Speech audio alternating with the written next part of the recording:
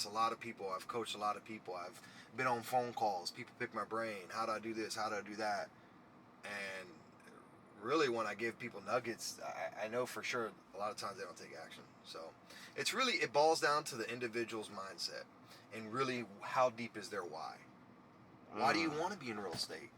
Why do you want this, college education? Whatever it is, whatever your why is, whatever your goal is. It could be real estate. It could be you want to be a doctor or a lawyer. It could be anything. Like, what is the why driving you to do whatever you want to do? For instance, like for me in real estate, I've been in the game for 10 years now, since 2015, pretty much 10 years. And what really drove me to get in the game was I knew I wanted to build a legacy and leave something behind for my family. I want to leave a name for me. It's not about me. It's not about me making millions of dollars. It's not about me making billions of dollars. It's about me being able to change other people's lives. It's about me being able to, like we all know, like money doesn't bring happiness, but to a point it does. And to a point it solves a lot of things. Not everything. Can't solve sickness, obviously. Yeah. But it can solve a lot of things. And we live in a society to where money is essential, unless you're living off the grid, obviously. Like you can do like living off the grid or live a very, below your means lifestyle, which I do. But again, there's to a certain point. Like I still do like nice things. I still do like extravagant vacations, I'm not out here buying, Lamborghinis and Rolls Royces yet, but I still do like nice things, and it takes money to be able to accomplish that. So how can someone who's trying to make that first step have the willpower, not the motivation, but just to feel like, I can tackle this? Because I feel like I tell people confidence is the problem. Yeah. But is there anything that I feel like is also holding people back from reaching their full potential? Yeah, so I want to touch on confidence really quick. So I'm going to use this as an example. Think of if you're someone, you started out going to the gym, you never did a push-up before, and you're like, man, I'm not strong, I don't have the upper body strength to do that push-up. I always tell people this: go and do one push-up one day. Tomorrow you go back, try to do 2 push-ups. It's that little bite at the goal versus eating the whole entire goal and trying to do 10 push-ups in one set. And the reason why I say that is because it comes back to confidence. When you went to the gym and you try to do that one push-up, you probably really weren't that confident. But when you go back, mentally, they've done studies on this. You're actually going to have way more confidence going into 2 or 3 more push-ups to hit that goal of 10. You might even hit 10 the second day because you're so confident. But it's going in and making an attempt. I like to use the word failure versus attempt. Like most people say, hey, go in there and fail at doing it, which is okay. But I like to use the word attempt. We're making attempts. And what happens is people aren't making enough attempts. And really, the best way to really catapult yourself into anything, whether it's a new physique, a new business, buying real estate, being the best at whatever you want to be, whatever, rock climber, snowboard, it don't matter. You have to surround yourself with people who are doing what you want to do. You have to become an owner of your product, right? Mm-hmm. You have to be a product of your environment. Yes. That's what I meant to say. Yes. You have to be a product of your environment. And if you're not, and you're hanging around the people who aren't doing what you want to do. Here's another actually really good analogy. If you speak English and you only speak English, one language, and you want to learn a new language, what's the likelihood, let's say Mandarin, Chinese, or Italian, French, whatever? What happens if you move to, this is what people sleep on right here. This is actually what people really sleep on. It's this simple actually. What happens if you move to China for 2 to 3 years do you think engulfing yourself in the culture and in the language, you're going to pick it up quick? Yes. You would, right? Mm-hmm. It's the same thing. Like, if you want to be successful at whatever it is, it could be real estate, it could be sports, academics, whatever it is, whatever your goal is, you got to engulf yourself in the environment of people who are doing it and surround yourself with people who are doing it. Don't be afraid to ask. Always lead with value. Like, if, for instance, if you're trying to collaborate with someone like me, a lot of times people, like, on a daily basis, I get people DMing me, asking me questions, leading with no value. Lead with value. If you're going to ask somebody that you want to be around or be like, and you see that they're very successful, see how you can add value for them before you take. Everybody's about taking. Give value back. Give value. Lead with value. And surround yourself with people who are doing what you want to be doing. That's really the best way. And then when you understand that blueprint, you can take that same blueprint. Don't reinvent the wheel, guys. Take that same blueprint and plug it into your life. And make attempts. Or failures, whatever you want to call it. But I like to call it attempts. Because life's about taking attempts. No, there's no one person in this world who has made attempts and has been 100% successful at every single attempt. The attempts that don't succeed are what cultivate you to who you are today. The attempts that you try to make on a daily basis that aren't 100% successful are what shape you into the human being that you want to be. You'll look back 4 or 5 years from now and you'll be like, oh wow, I'm glad those attempts didn't go 100%. Like, I make attempts all the time that don't work out to how I thought they were going to work out. That's okay, that's sharpened me, right? So, if somebody's really, looking at this content that we're making and they're thinking to themselves like, how do I actually take an actionable step from what Javier just said?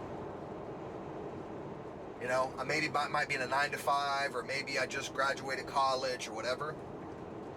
My suggestion is get into rooms, whether that's a meeting, a convention, a network, a Facebook group, a course. Get into a reputable group of individuals, which is a community.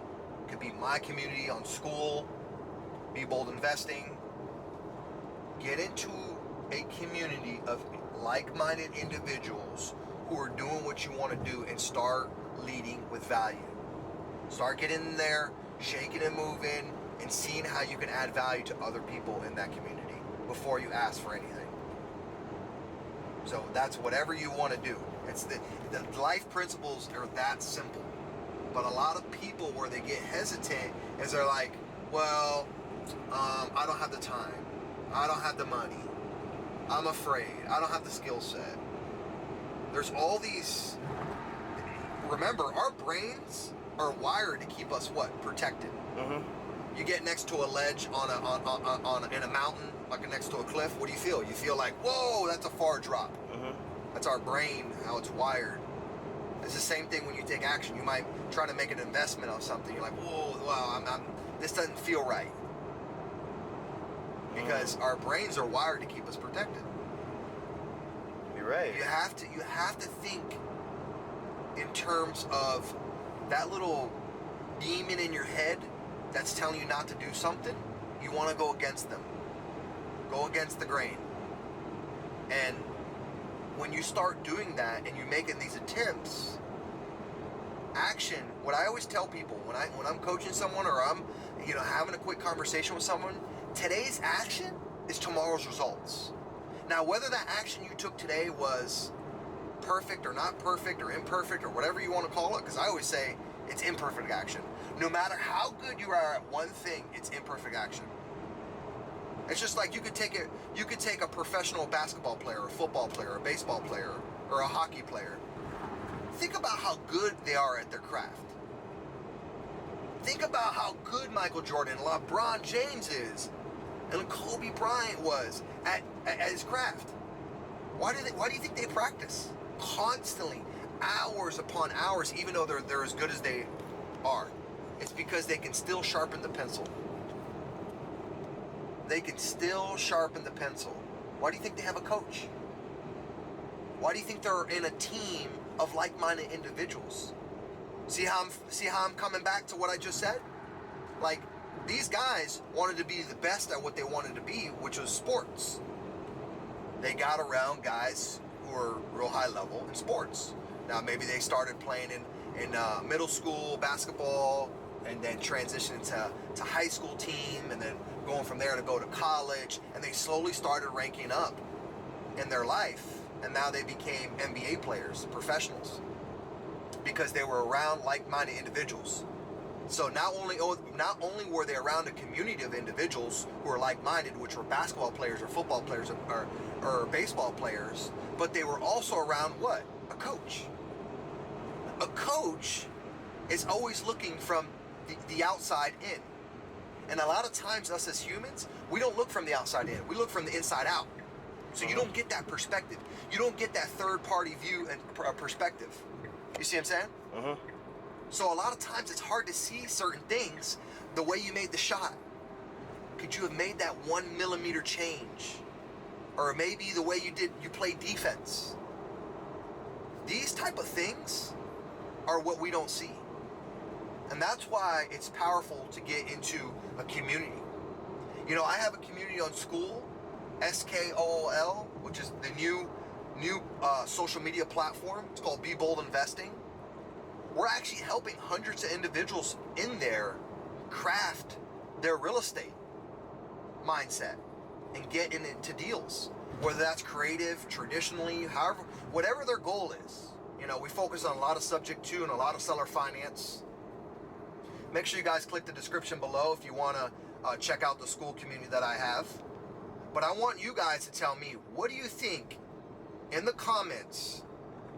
Tell me, what do you think? What makes people successful? How do you get, if you're watching this, how do you get from point A to point B? If you're someone who's maybe just graduating college, or maybe you're stuck at a 9-to-5, and maybe you're watching this and you're like, oh, well, this is great. Javier has all this success, blah, blah, blah. Don't get fooled, guys. I started out from the bottom, and I started out working 70, 80-hour labor weeks in the intense heat in Florida.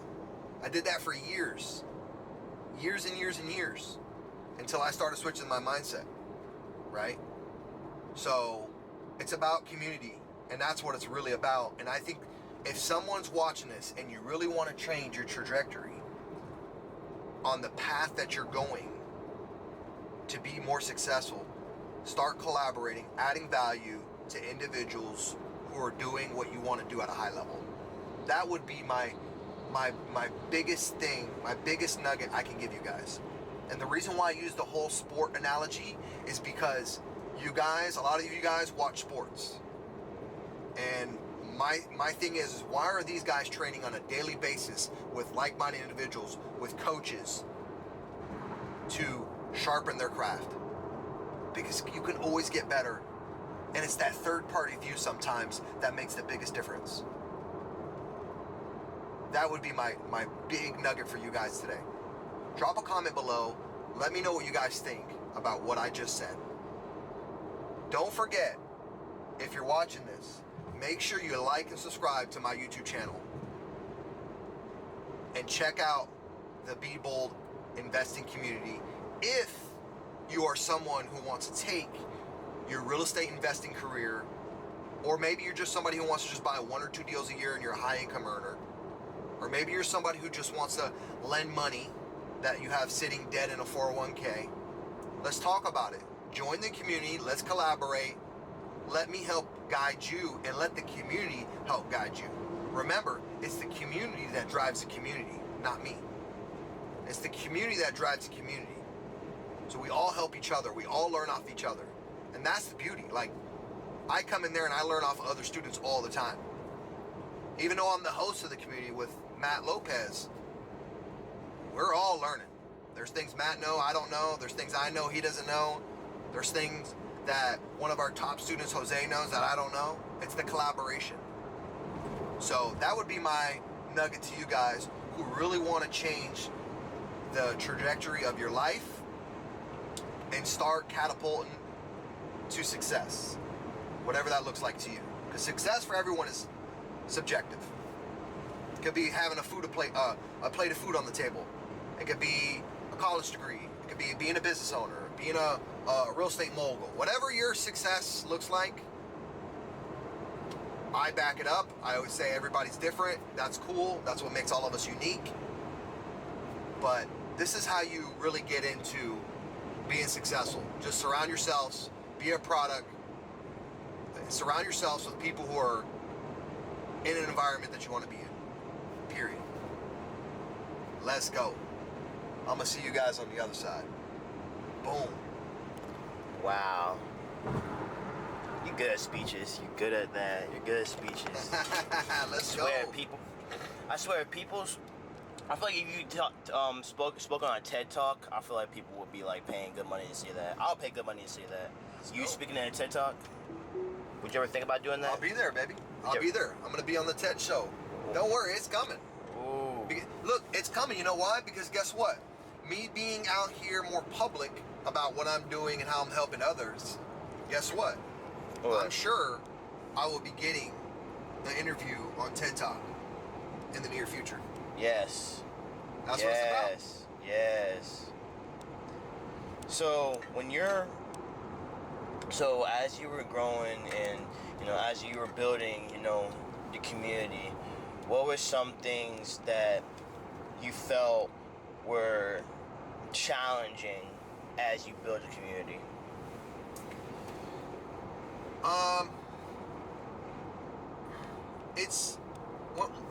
So when we built the school community, I've already had.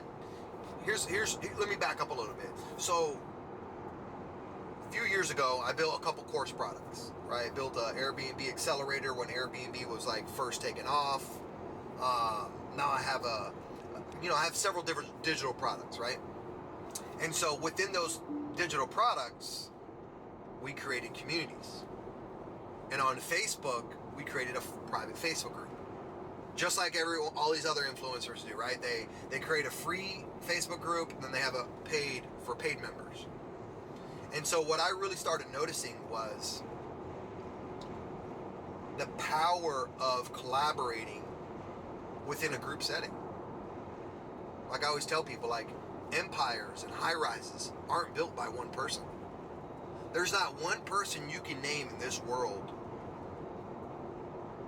Whatever success they have, they've done it all by themselves. Like, I hate hearing the word like self-made. There's no such thing of self-made. Self-made millionaire, self-made billionaire. That's a bunch of bullshit. They have had help to get them to where they are today, right? That person that you might be referring to as self-made. We all have had help. And so the challenge is giving a group of audience the vision that I have. Because even though that I'm high energy, I'm motivated, what I've noticed of coaching hundreds of people, speaking to hundreds of people, going to tons of networks, I can bring, you ever hear the analogy like, you can lead a horse to water, but you can't make them drink? Mm-hmm. It's the same thing. Like, I want to pour and pour and pour and pour into these people, but there's really only a really small percent of people, going back to what I said earlier, that are actually going to take actionable steps toward what they want to do. Really. So, like, I can provide all the value. I can provide all the free content. I can provide all the digital content. But if they don't go out there and actually implement one thing that they have learned from me right away, they're going to lose all the knowledge. And a lot of people get stuck in, so I see a lot of people get stuck in the phase of like, oh, I want to learn analysis paralysis, and then they don't take any action. So, like, creating a community, creating a course, creating whatever, all that stuff's not hard. It's just harder to get your students, your community members to take action on it. Because I can see the people who are taking action. I can see the results. Not only that, when somebody has success in something, they publicize it. It's kind of like we had a community member yesterday post, Jose. He posted because he's on a leaderboard. We have I think a 7-level leaderboard on school in our Be Bold investing community. And he posted how he's on, I think, level 6. So depending on their success and depending on their engagement within the community, they actually start getting higher ranks. It's a ranking system. It's a tiered system. But getting the individuals, the most difficult part is getting the individuals to take action. At the end of the day, like, for me, and the reason why I say that is because for me, seeing other people hitting their goals, whether it's a small goal or big goal, from something that I have taught or something that I've told them to implement, that to me is emotional currency. So it's hard to see the individuals who are in there soaking up all this value that I'm giving them, but they're taking no action. That's the hard part. It's not really creating the community. It's not really creating the course product. Yeah, there's difficulties there and challenges there. But to me, that comes with the territory. I think, personally, in my opinion, it's getting people to really take action to what they're doing. And a lot of times people don't take action into something because it's like drinking from a fire hose. There's just too much information. So for instance, in my school community, Be Bold Investing, we have several digital products. We got the B&B Accelerator, right? So you're someone who's out there who wants to learn STR rentals at a very high level. You get that when you come in there. You get Matt Lopez's digital branding product. You get that when you come in there. You get the Pad Split mini course when you come in there. You get the Mac Daddy Volt from all of our weekly live coaching calls that me and Matt do. Matt does one on Tuesdays. I do one on Thursdays for 1 to 2 hours, helping out community members with support. That could be underwriting. That could be how to raise PML, talking about different exit strategies, etc., creative finance, whatever. But what happens is I know a lot of people watching this like, man, wow, this is a huge value stack that you offer people joining your community, in which it is. And you would think that that's a good thing. It's actually a lot of times a bad thing, because most of the individuals overanalyze and it's too much information for them. And so a lot of times they either take no action or they just leave the community because it's just too much for them to, engulf. It's just drinking from a fire hose. So really, like, when I'm coaching on my weekly calls, and I get a lot of I had a student in there the other day. He's like, Javier, last week we spoke about creating my buy box for real estate. Okay. Now this week, once I created my buy box, I'm getting engulfed with all these emails from all these wholesalers. He's like, what do I do? I said, well, are all those deals in your buy box? No, they're not. He said, no, they're not. I said, well, perfect. You eliminate all the noise. The way you eliminate all the noise is as soon as you open up a deal and it's not the year bill or the bed bath count or the location, you disqualify it. That takes 1 to 2 seconds. Now, could you delegate that to somebody to scan through deals for you all day long? Absolutely. But I'm sure if you're someone new just getting in the game, one, I recommend you do that yourself to start getting used to the lingo of real estate and getting used to deals and what deal flow looks like. Start doing that yourself. Don't delegate something that you don't understand, is what I'm saying. A lot of people will delegate something they don't understand. Like, have a little bit of understanding of it. That's what I'm saying. Just have a little bit of an understanding. Like, I approve of you delegating something you don't understand because you rather have somebody do it who's really good at it. What I'm saying is, like, if you're a real estate investor, you gotta know something about real estate.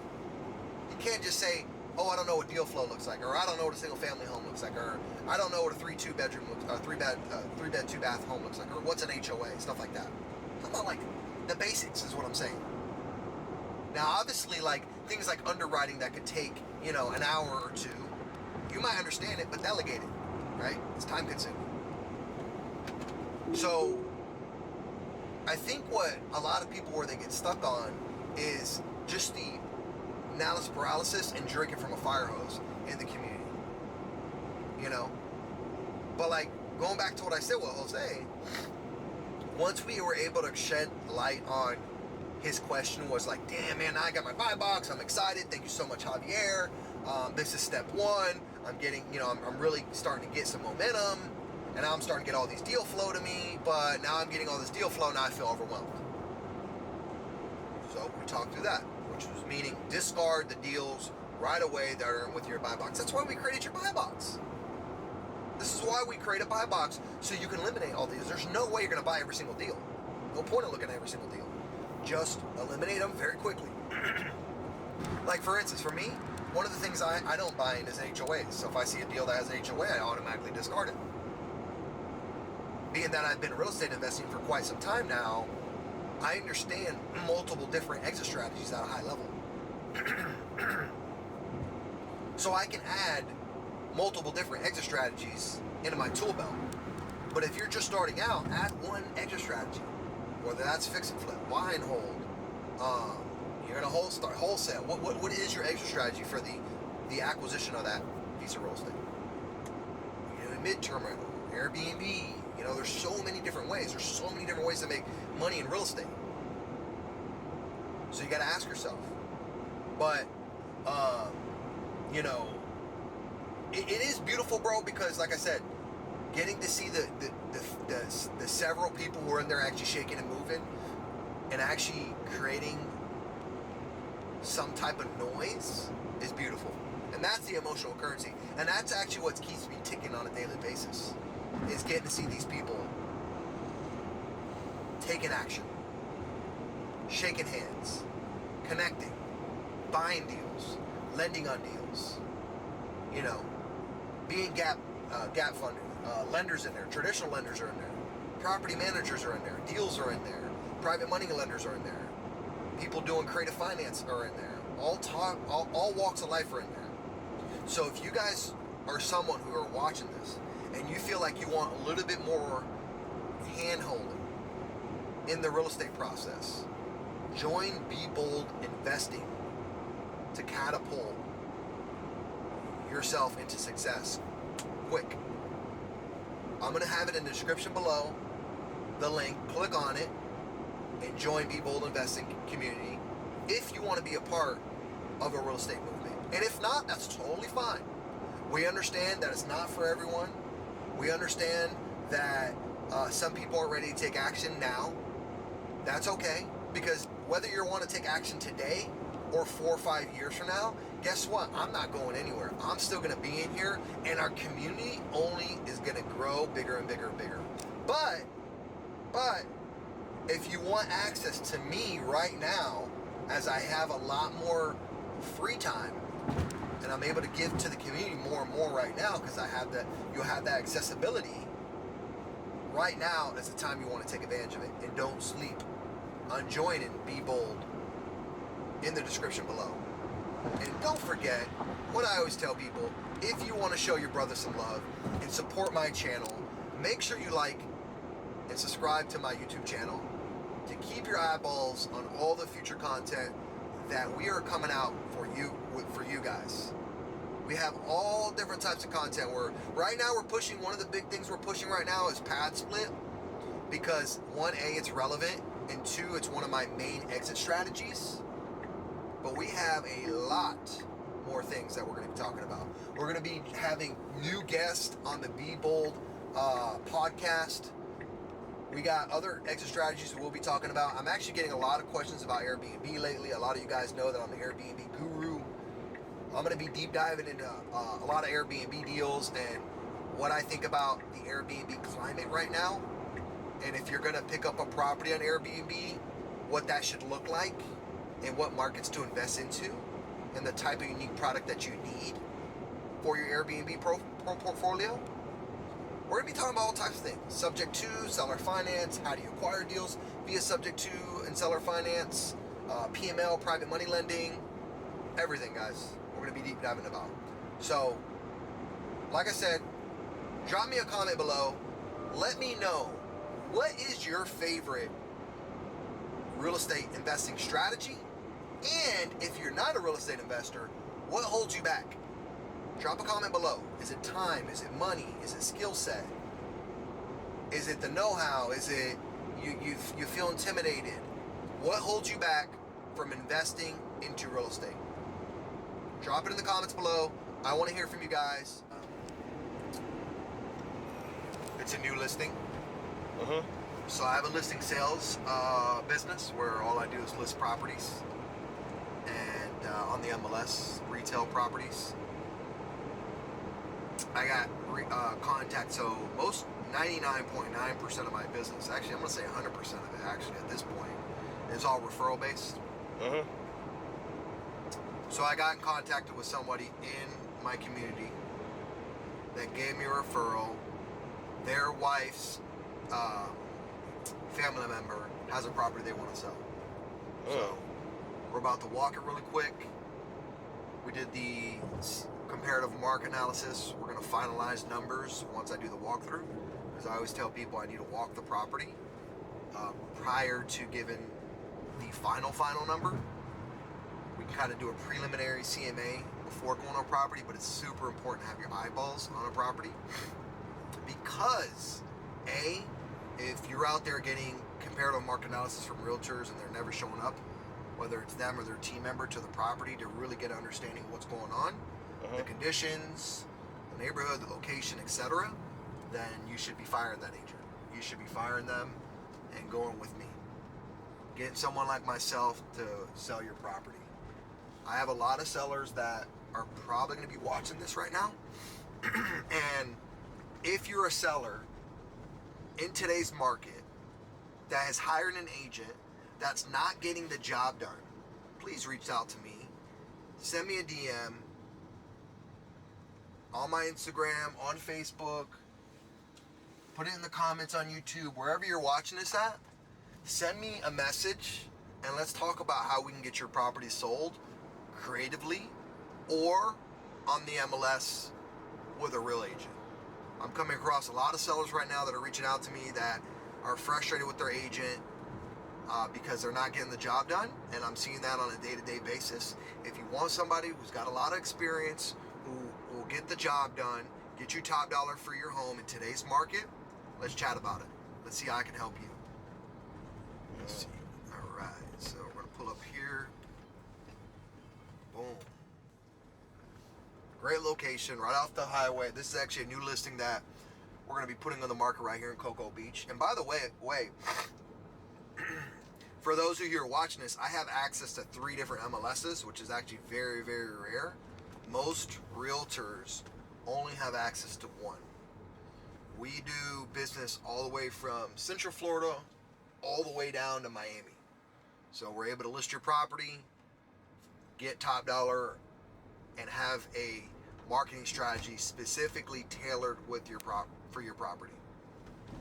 Pricing is super, super important. Most of the time I see in a lot of the sellers I come across right now, they're still stuck in 2023 numbers, actually. And they don't realize their property's not worth what they think it's worth. So we're able to come in, really show them real data. Because remember, it's not me that comes up with the price. It's the market and the buyer's willingness to spend that amount of money on your home based on the condition.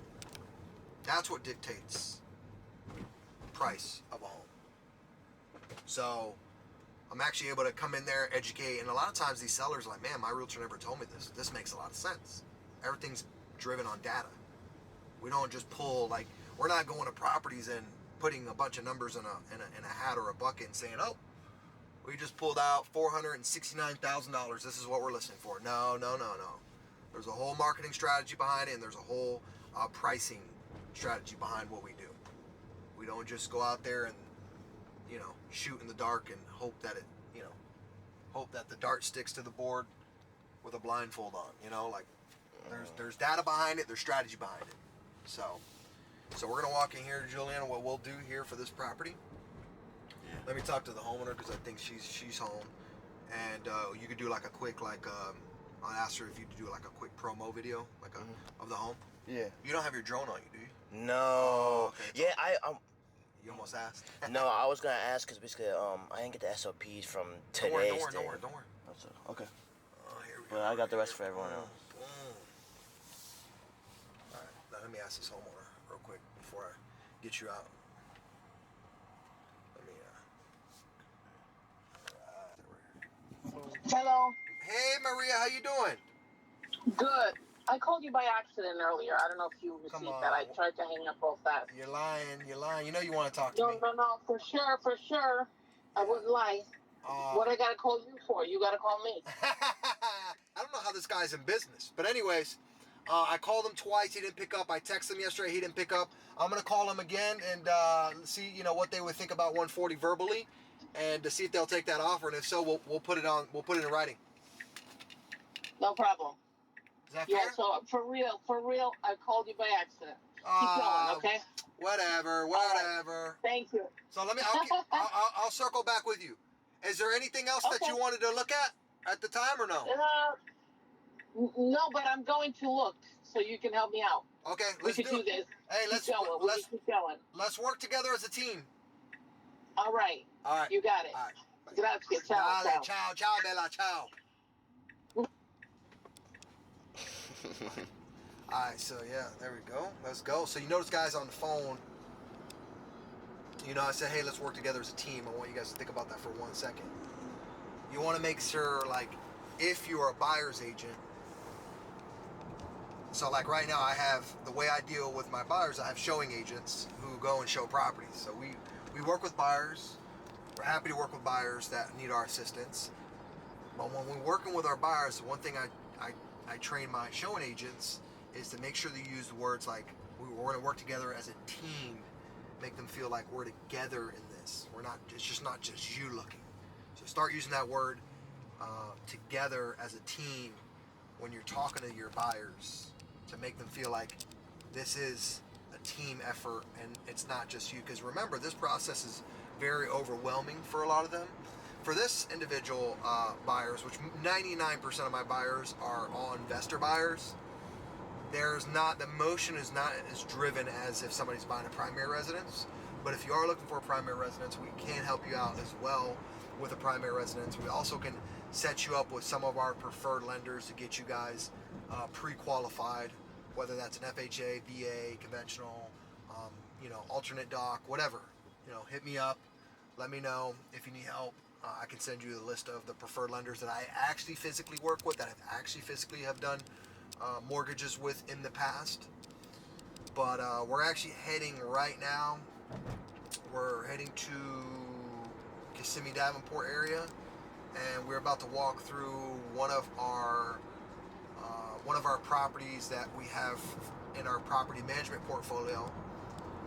I actually want to talk about this one a little bit more because one of the seller that I'm dealing with, or owner, excuse me, that I'm dealing with the property we're going to right now, she is actually an individual, and I want to shed light on this because there's a lot of people have a lot of misconceptions right now. So pad split is obviously very, very relevant right now. And so I got a call 2 weeks ago from another sub-2 student that's in one of the communities that I'm in. And she said, hey Javier, I know you're the go-to down in Florida for real estate. Do you know any good short-term rental property managers? So I told her, I said, look, I got a short-term rental property management company, so we can handle that. She said, oh wow, I didn't know that. Sent me a referral. And what happened was the individual bought the property via subject to, meaning that they bought the property with an underlying mortgage against the property that never got paid off, and she took over the payments. So she now closed on the property. She was excited as the investor. And by the way, this investor buyer lives in California, so she never even walked the property or anything. She bought it. I think her entry fee was like $40,000, $50,000 approximately. And what happened was when she went to buy the property, she put it on pad split. Well, one of the big questions that I get, that I hope you viewers are viewing right now can take this away, is you cannot buy properties in HOAs and put them on pad split. It just doesn't work. You will get shut down, A, and B, you're not running a scalable business model. So even though if you think, because I know some of these viewers are probably watching this and they're saying, oh, well, I have a property in a very relaxed HOA. I hear that a lot too. That's only $8 a month, or it's voluntary HOA. it doesn't matter, right? There's still deed restrictions that you have to abide by, and that HOA will shut you down eventually.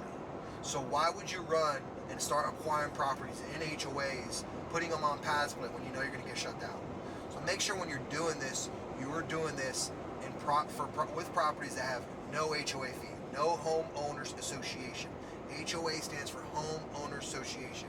Deed restriction communities. You do not want these type of communities. When you're creating your buy box for pad split, it needs to be, my buy box is no HOA, Orlando, Jacksonville, Tampa. Let me see if this is a scam call. I get a lot of these scam calls all day long. I get like 3-4 of these. Let's see who it is. Let's see who it is. Javier speaking. Hi, Mr. Alberto. My name is Ellie. How are you? Alberto. Hernandez. Oh, I just said my name's Javier. Sorry. No problem. Thank you. So my buy box on for pad split is no HOA. Locations are Orlando, Tampa, and Jacksonville. I also am open to secondary markets outside of those locations.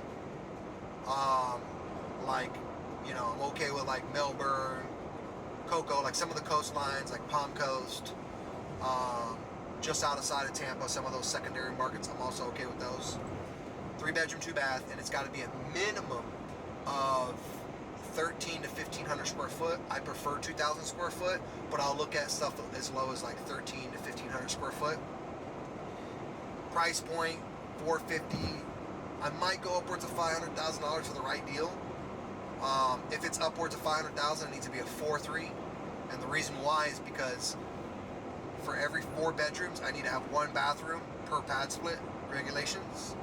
And so if it's got 3 bathrooms, I will most likely maximize that property to 10 to a 12 bed. So I rather acquire, like, I call those 10K houses, because then I could do $10,000 worth of actual income at that one property. So I'm okay with spending a little bit more money price point wise, but ideally I like to stick in the affordable housing price point. Why? Because when I go to resell the property in the future, or if I ever need to resell it, it's in the affordable housing bracket. Also, when I'm underwriting my properties, I always underwrite for 2 exit strategies. If exit strategy 1, let's say pad split doesn't go as planned, what is exit strategy 2? So you need to have your best case and your worst case scenario. Okay? So going back to what I said, this lady bought a property in a HOA. She wasn't really crystal clear on her buy box. This is why I'm telling you guys, it's super important to create your buy box. That is the first thing you do for whatever exit strategy that you're looking to accomplish it. She didn't create her buy box. She got excited. She got impulsive. She bought a deal from a wholesaler in an HOA, and literally 2 months into business, she ended up shutting it down. She got shut down, from the HOA. Letter on the door, hey, you can't do pad split here in the community. Okay, no big deal. So we jump on a phone call, and so she said, yo, Javier, how do we get this problem solved? Okay, here we are. Here I come in with my cape on, the superhero, and I said, look, I know it's not the sexiest deal for you to keep your $70,000 investment in this property, but you can either sell for a loss, which that's stupid. Don't do that. Hold the property is my recommendation. You can sell for a loss, or being that you're in a regulated, zoned, short-term rental market, put this property on the Airbnb market. Hold it, let it at least stabilize, recoup some of your cost, and maybe 5 to 7 years from now, you can sell the property and turn it for a profit and get all your money out that way. Or you can refinance in the future when you have enough equity. So she said, okay, that's a good idea. Let's do that. So she ended up signing a contract with my short-term rental management company. Now we're about to take over. We do everything from A to Z, and we're going to put the property on Airbnb, VRBO, all the major short-term rental sites. My team's going to put all that on there, right? So the good thing for her, even though she didn't underwrite this property, it didn't seem like she underwrote the property at all as far as like what she can do with the property. So good thing that there is a second exit strategy for her on this property, which is Airbnb. Long-term rental isn't going to work because she would be losing money. Passive didn't work, obviously, because she got shut down by the HOA. And the next best option is Airbnb. Now, I'm going to deep dive further into, in today's market, what you need to have in an Airbnb and where you need to buy for you to be able to have a successful product. A lot of you guys have probably been watching my content. You've probably been hearing me talk about you need to have the uniqueness.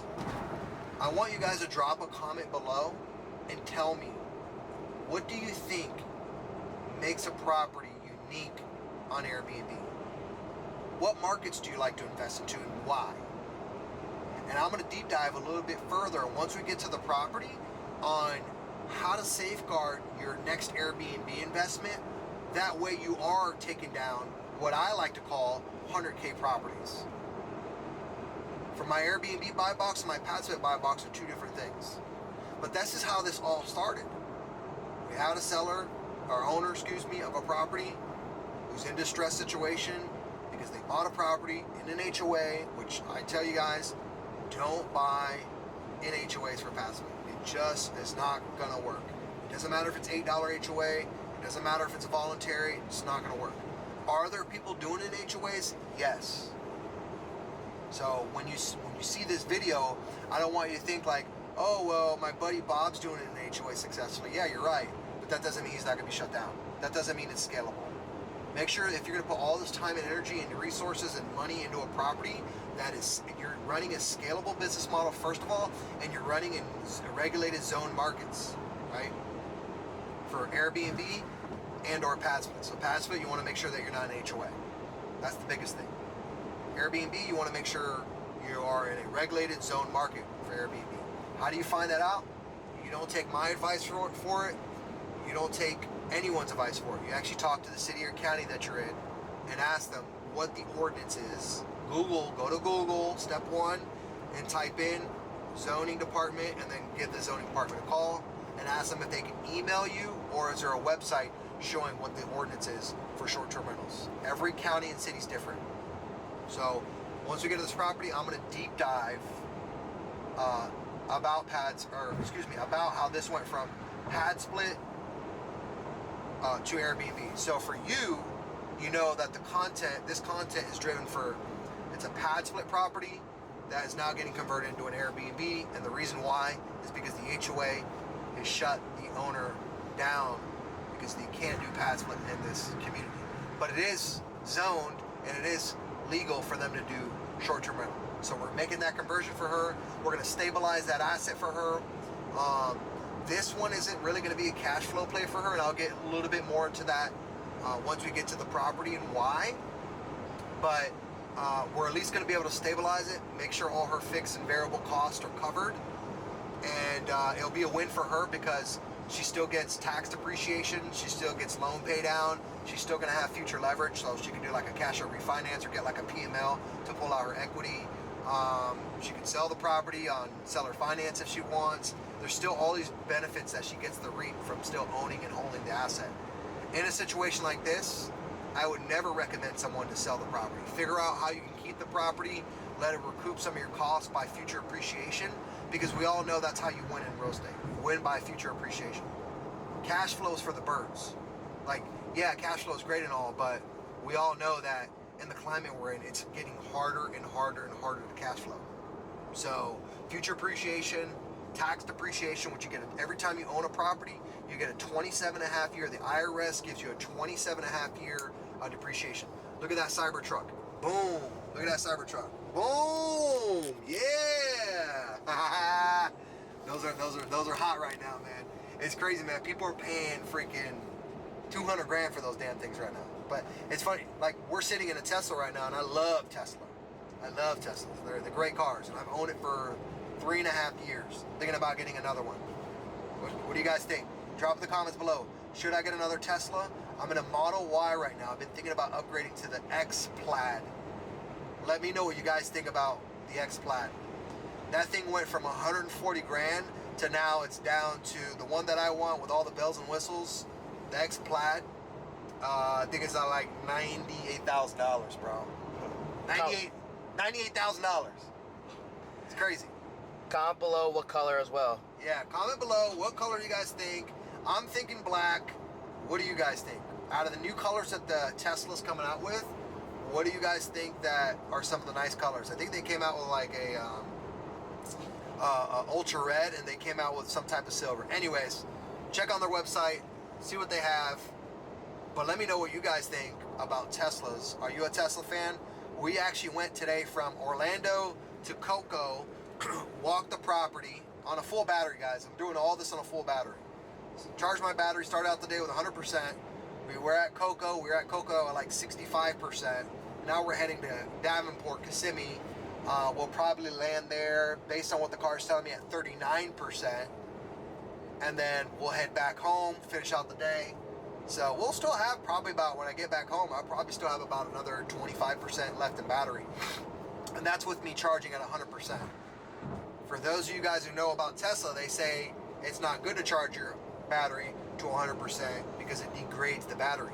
Believe it or not, fun fact, I've actually owned my Tesla for 3.5 years, and I've mostly, I would say about 70 to 80% of the time, I have charged on my wall charger on my home, my Tesla wall charger, and my battery actually still charges to 99% to this day.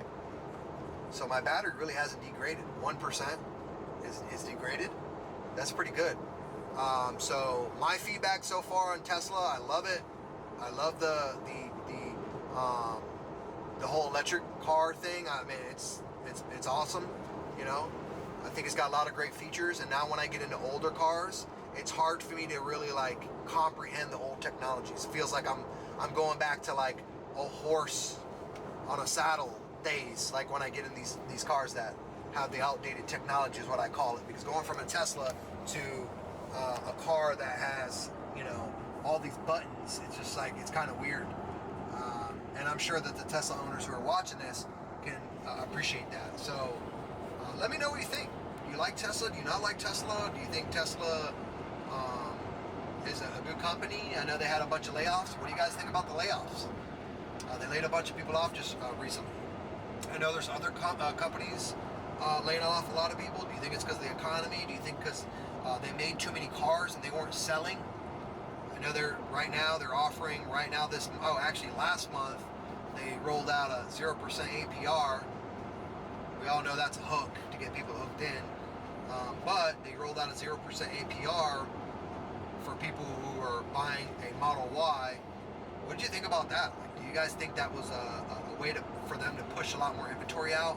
Do you feel like their inventory isn't moving and that's the reason why they did all these layoffs? What do you guys think?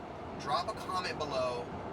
Let me know what you think about Tesla, the car, and where the company is going in 2024 and the upcoming years. And if you guys haven't already, and you guys want to hear a lot about some of my upcoming, look at that Range Rover off to the side of the road. I heard those are bad cars. I don't know if they're not or not. Drop a comment below. Is Range Rover a bad car or is it a good car? Or they have a lot of problems. But if you guys want to deep dive into some creative finance, seller finance, underwriting, talk about how you can become a PML on a lot of my projects that I'm doing, if you click the description below, you'll see my school community, Be Bold Investing. Click on that link, join my community. I go live in there once a week. My business partner, Matthew Lopez, goes live in there once a week, so we have 2 support calls. But you'll be able to come in there, pick my brain with me, practically one-on-one, because I'm accessible to you guys. And I'm doing that on a weekly basis for 2 hours, 2 to 3 hours. I mean, however long I got to sit in there to get you guys' questions answered, I'm in there. Right now, we have about 15 people show up on our Zooms, 15 to 20 people as the community is growing. We're at like 105. We're growing fast. It's crazy. We're already at 105 members, I think it is. It's a community that we started a few months ago, and people are loving it. So you'll see a bunch of our testimonials of other students in there as well. But I want to jam out with you guys. I want you guys to be a part of the community. So click the description below and check out my school community, Be Bold Investing. And if you haven't already and you want to support my channel and you're feeling a little nice today, make sure you like and subscribe to my YouTube channel. And I'm happy to send you guys some more content that I'm going to be shooting in regards to real estate and the real estate climate that we're in today, and teaching you guys how I'm acquiring some of these properties. I'm doing all that in my school community. So I'll see you guys on the other side. Let's keep it going. Boom.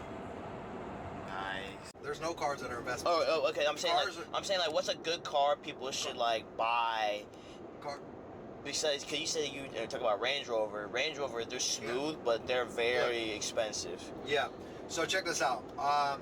I'm not a car guy, right? So I'm probably the worst person to ask this question to. But I can tell you based on experience, I would say Teslas are very good cars. They're very low maintenance. If you're not driving, more than like, let's say, 200 miles, 300 miles, I would say 200 miles a day, right? Then it's a good car. A lot of people say, oh, the battery dies fast, but think about, we have come so far. Like, you can go over 200 miles on one battery. That's amazing, right? We went from horse carriage to motor vehicle, gasoline vehicle, to now we're in electric vehicles in 2024 that will go over 200 miles on one charge. That's impressive, on one battery. That's pretty impressive. So based on what I know, like, I like the low maintenance of the vehicle. I like that I don't have to go to gas pumps. I don't have to touch those nasty gas pumps. I don't even go to gas station. I very rarely go to gas. Like just now when we went to that gas station to get some waters. Yeah. And you got a drink. Yeah. I would say this. I don't think any vehicle or anything that's made these days is bulletproof or a good car. A, it's a liability. And B, if you're buying a nice car, you can always try to offset the car payment by using like Turo or renting the car out, stuff like that. Then you have to ask yourself, do you have more than one car? Because then you're out of a car. So, you can definitely car hack. Again, I'm not a car hacker. I'm not a car guy. I'm pretty frugal when it comes to cars. I do like a nice car, but I'm not a person who goes out there and says, oh, I need to drive the fanciest car. I don't really care. I'd rather take my money and invest it into real estate. I'm 130% real estate. I don't buy other depreciating assets like car. And when I go to buy a car, if I buy a car, I'm definitely using a loan, and I'm putting the bare minimum that I can put down. So for this car, I've owned it 3.5 years now. So 3.5 years ago, I got a 2.49 interest rate, and I put like the bare minimum that Tesla's asking down, which I think it was like 2-3K at the time. So one, it's all about velocity of money. I don't want my money tied into a car. If I was to pay this car off and I bought it for, let's say, at the time this car was $51,000. If I bought the car all cash, think about this for a second. You buy this car all cash. Maybe you're one of these people who think like, oh, I don't want to use loans. I don't want to use loans. But life's all about leveraging, first of all. So if I bought the car all cash for $51,000, I went to Tesla and I said, hey, Mr. Tesla, I want to buy this car all cash. Here's $51,000. Now I don't owe anybody any money, right? Well, that's cool and all, but when you drive it off the lot, now it's going to be worth, it's going to hit a 10 to 20% hit, right, in that first couple weeks. So now what has your money done? That $51,000 has now depreciated. Versus you going out there, going to Bank Bob, or going to a Bank of America, or going to Chase Bank, and you saying, hey, Chase Bank, can I borrow the $51,000 for this car?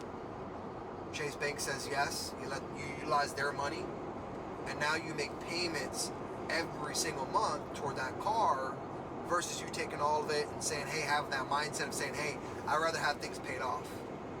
Because life's about leveraging. So you want to be able to get a car loan to obtain that car, so you can take your money, that same 51 grand, you can say, okay, well, for me to pay for this car for tax, tag, and title, and my down payment maybe 6 grand, 5 grand.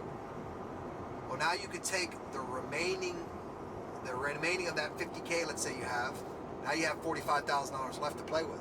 Out of that $45,000, where can you, drop a comment below, invest that $45K to catapult yourself in your business, in your health.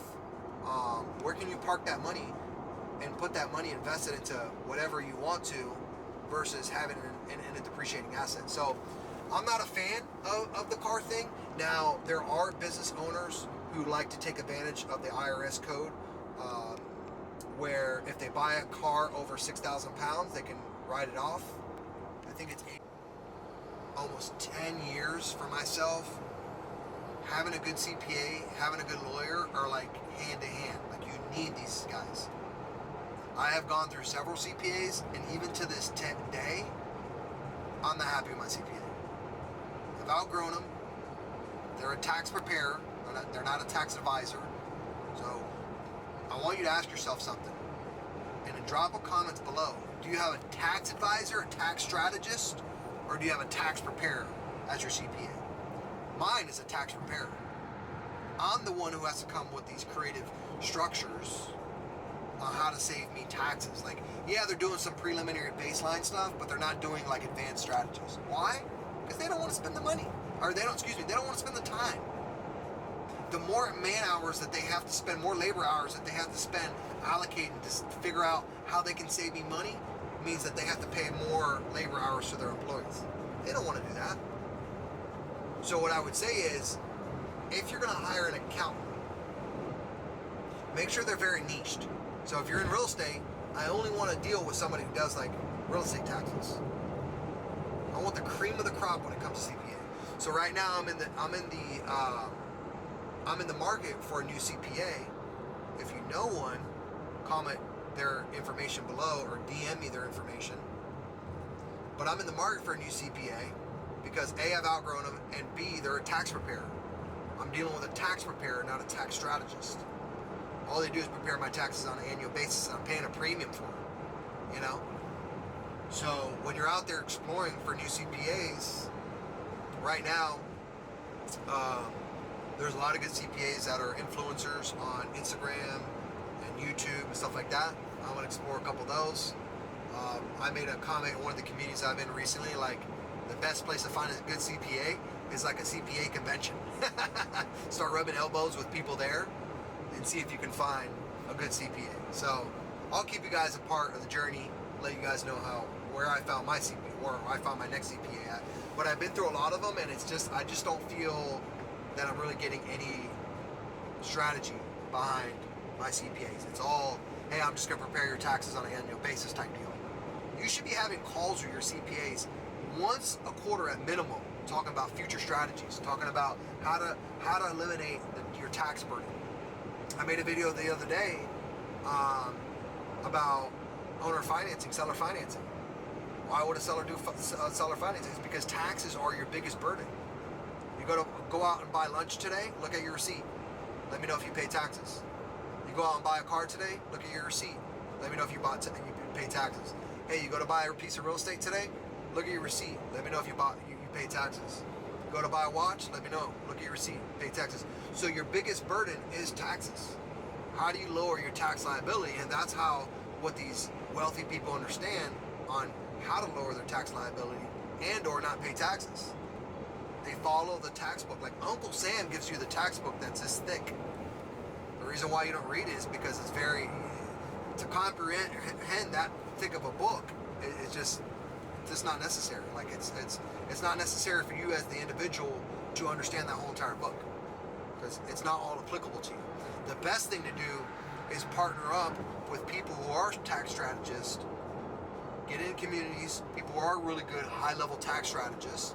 And so that's the power of me being in sub 2 and multi-fi communities. Like, I get access to top tier tax strategists, which I'll be scheduling a meeting with, but they get to look at my insights and my books. I might pay them a little money to evaluate me and my financial and my goals.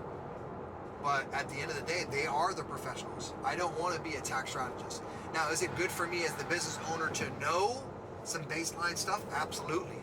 Absolutely. Like, educate yourself, be your own advocate, trust but verify. Even if you're dealing with a good strategist, always double check everything.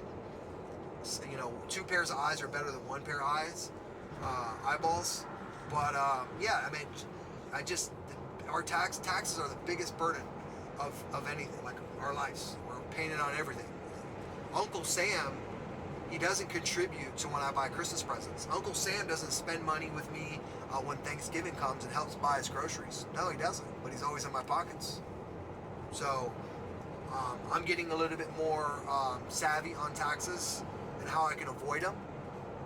That way, I can spread my knowledge to my Be Bold investing community as well, which I'll have the link below for that if you guys want. Click the description below to check out my Be Bold investing community. And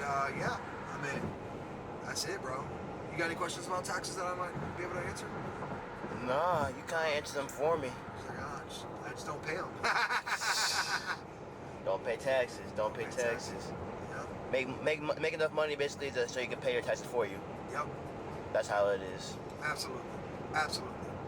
So, yeah, bro. That's my advice. You think? Okay. Perfect. Yeah. We'll get it locked. I'm gonna go by. So I just need to get that connected to the app, right? That's it. Reconnect to the Wi-Fi, connect to everything. You have full control. Once you pair this, you have full control. Yeah, I just got to take the head off and scan the QR code. That's why you can do it. Sweet. All right. So they already had the cable there. Yeah, the cable was there. Thankfully, we didn't have to run any cable anything. Good. All right, cool. All right, I'll get that programmed. I'll have somebody over there from my team scan that QR code and get it added to our Nest app. Okay. All right. Take it easy. I'm here in town, bro. Doing some major work on a promotion job. Oh, okay. So you'll go to Tampa to work on stuff, but you won't go to Tampa to work for stuff for me, huh? Well, this is about $3,000 job. Okay. All right, cool. All right. I see how it is. But do they hire you one time or do they hire you all year round? They have a clinic, what do you call this? Bunch of clinics that have over 100 units. And I'm in charge of maintaining them every quarterly. And on top of that, I'm in charge of repairs as well. Nice. So they had to get it down here, and I'm running here because one day with no units, it's a lot of money for them. Yeah. All right, cool. All right, brother, do your thing. Thank you, boss. All right. All right, buddy, I appreciate you. Bye-bye. Bye. It gets my audience to know about me. You know what I mean? All right. Sony with the wood, the wood grain, baby. Yes, sir. Love it, my boy. Make sure ain't no dust on the lens. I'll make sure he looks good. I'll make sure you look good. So Let's go. we get this going. Let's see this. My boy got the brush. Yep, we good. Okay. My boy got the brush. You ready? You have the questions? Rapid fire? Yeah, I like it. All right. Do that. What is... Is it on? Yeah, it's on. Let's do it. Go ahead. Okay. Favorite sport? Favorite sport? I'm not really into watching sports, but if I had to say, I would say I actually enjoy watching soccer because I went to Barcelona in 2000, I think it was 18, maybe 19, and that's when I went to like Camp Mandoum and I watched my first real football game, right, which we call soccer here. And so I would say I really appreciate watching soccer. Okay. But I don't go out of my way to watch sports. Yeah. Favorite food? Favorite food, I would say, is Mediterranean food. I love really, really good Mediterranean food, like lamb kebabs. Lamb is one of my favorite type of meats, but like good saffron rice and like a nice good salad, like a really good Mediterranean. Like just I like the overall spices and all that stuff that they use. So I would say Mediterranean for sure. But I like Indian too, though. I ain't gonna lie, man. I like Indian. I like Indian food's good too. Indian food's good. What about favorite genre of music? Another thing I don't really do. I don't really listen to music, but I would say like I like house music. I like jazz. Really calming music. In the background, like background music would be jazz. Like when I'm at home working, or I just like every day we wake up, we put on jazz throughout the house. But I like all music, to be honest with you. But I would say like if I want to get pumped up, house music. Okay. You like jazz? I like jazz, smooth jazz. Smooth jazz. Like some. Okay, I feel like James Bond would definitely. I feel like you'd be like James Bond. What is your favorite movie? So when it comes to movies, sports, no. Here, let me answer this. So when it comes to fun fact about me, like when it comes to sports, movies, and music, like all three of those things, I don't really do. Like I don't go out of my way to like put on a certain song in my car. I don't go out of my way to, hey, I need to watch this episode or something when I get home. I don't go out of my way to say, hey man, the Super Bowl's on, I want to watch this, or a certain fight is on, or whatever. I just don't do those things. Where I allocate my time is if I'm watching something, like when it comes to movies or stuff like that, I actually like to watch documentaries. I want to be able to learn something when I'm consuming something on a TV. I have one TV in my house. I'm not a big fan of TVs. That's just me. I'm not like one of these couch potato people that hangs out on the couch or can sit there for hours on a Sunday and just chill. It's not me. I'd rather be out shaking and moving, be outside, outdoors. So, be outside. Yeah. Be outside. That's what he's trying to tell y'all. Be outside. Be outside. Yes, be outside. So, yeah, I mean, that's what I would say. Okay.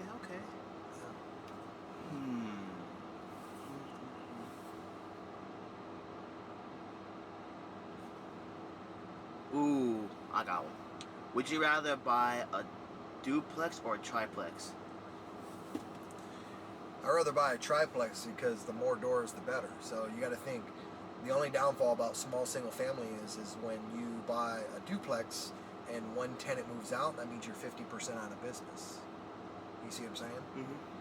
The more doors you have, the more you are leveraged, wide, and if one person moves out, you still have two other tenants paying. So you have to think of them in terms of, those things. Like it's kind of like you having a business and, I don't know, a smoothie shop, and then all of a sudden you're out of business, altogether for, 30 days, right? That can affect your NOI, your net operating income. Right? You wouldn't do that because remember, if you have a duplex and one person moves out, it's probably going to take you two to 4 weeks to fill that unit, depending on a lot of variables like location, how you priced, how does the unit show, stuff like that. But yeah, for sure, triplex. That's a no-brainer. Okay.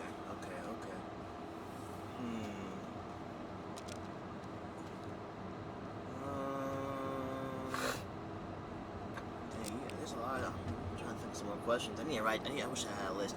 Google, bro. Ask me. Well, what's the Googling it makes it look fake. It makes me feel like I don't care. Oh, okay. To me. Okay. Here's one. What is a complete waste of time?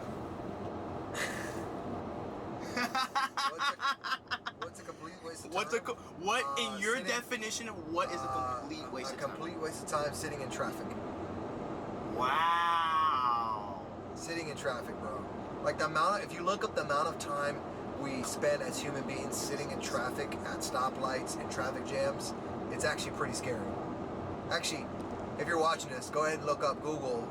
How much time does a human allocate toward their lifespan to traffic, stoplights, stuff like that? It's crazy, very crazy. I actually don't remember the exact number off the top of my head. But when I looked it up, it was pretty scary. Wow.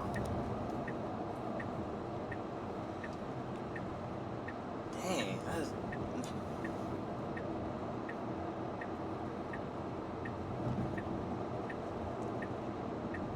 it's a long day, stressful day at work. After work, you know, you get home. What is the one thing you need? What's the one thing you're gonna do after a long day of work? Ooh. After a long day of work, I would say play pickleball. I work, you know, obviously I work from home. I'm my own business. I run my own show. You know, I enjoy in the evenings. I like to play pickleball or go to the gym, but I've recently changed my schedule around to where I'm going in the mornings, really, really early mornings. How early are we talking about? Like what, 5 a.m.?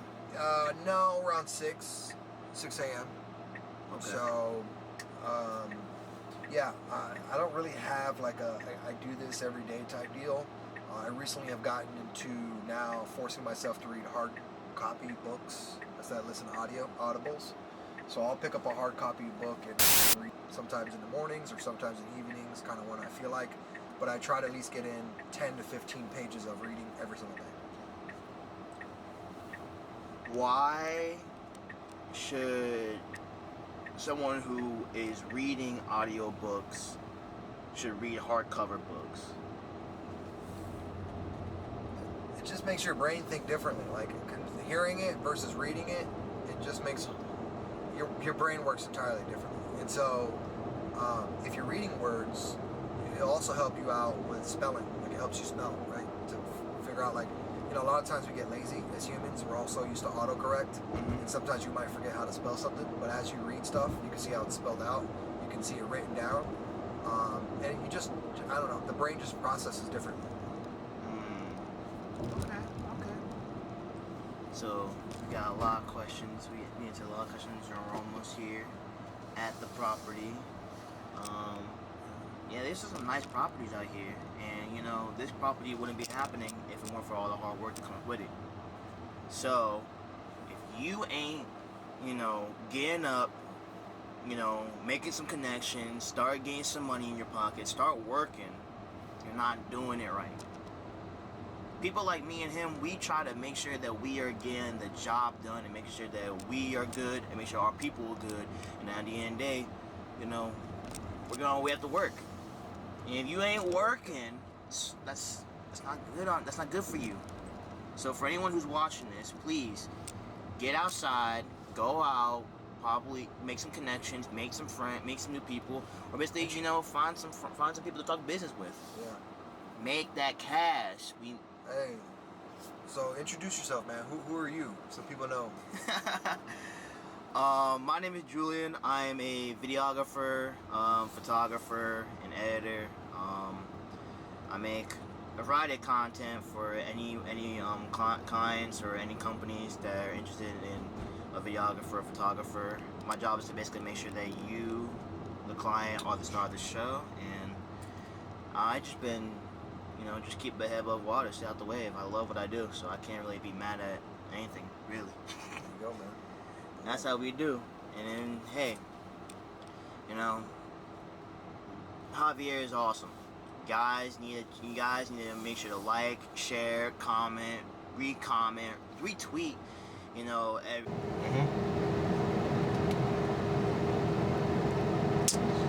So we're about to walk into this house right here. This is a property that was acquired by someone in the Sub-2 community that was purchased via Subject 2, the existing mortgage. That person took over the payments. What happened here was they end up getting shut down from doing pad split because their HOA shut them down. So we're going to talk about that more in a second. I'm going to do a nice intro for you guys. Let's see. Was being a realtor something that you first started doing? Was that your first thought out, or was something before that helped you transition to become what you're doing now? So to really go back, and so you guys understand a little bit more about who I am and where I came from. I'm born and raised in Miami.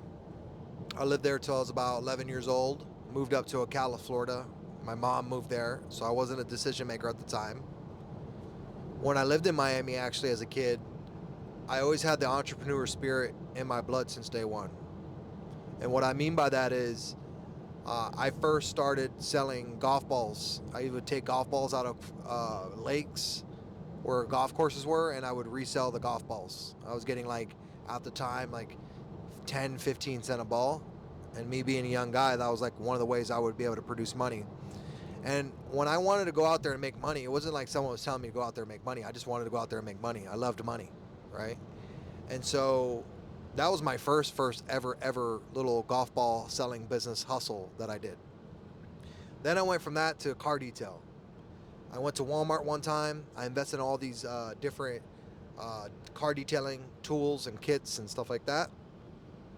I had the little folding shopping cart. I don't know if you guys remember that, the little two-wheel shopping carts that fold up. You know what I'm talking about? Yeah, I know what you're talking about. So I had one of those, and that was my car detailing wagon. And I lived in an apartment complex at the time, and I would pretty much go up to people at their cars and say, hey, look, would you be open to me, detailing your car for, $25? Again, at the time, to me as a kid, that was a lot of money. And so I never had a father figure or parents that were entrepreneurs. My family was actually, they were 9-to-5ers, and there's nothing wrong with 9-to-5ers, but I didn't learn the entrepreneur spirit from them. I was just a kid that wanted to make money. It was just in my blood. I didn't read a book. I didn't watch a cartoon or nothing. Like, when I was a young kid, I literally didn't want to watch TV. I didn't want to play video games that much, very rarely. I wanted to be outside, either climbing trees, shaking and moving, running around on my bicycle, or making money. And so that's when I was in Miami. Fast forward to Ocala, Florida. When I moved to Ocala, Florida, I was like 12 years old, 13 years old, somewhere around there. And my mom wanted to move to Ocala, Florida because she wanted to build a house, and you can get land on Ocala, Florida relatively cheap.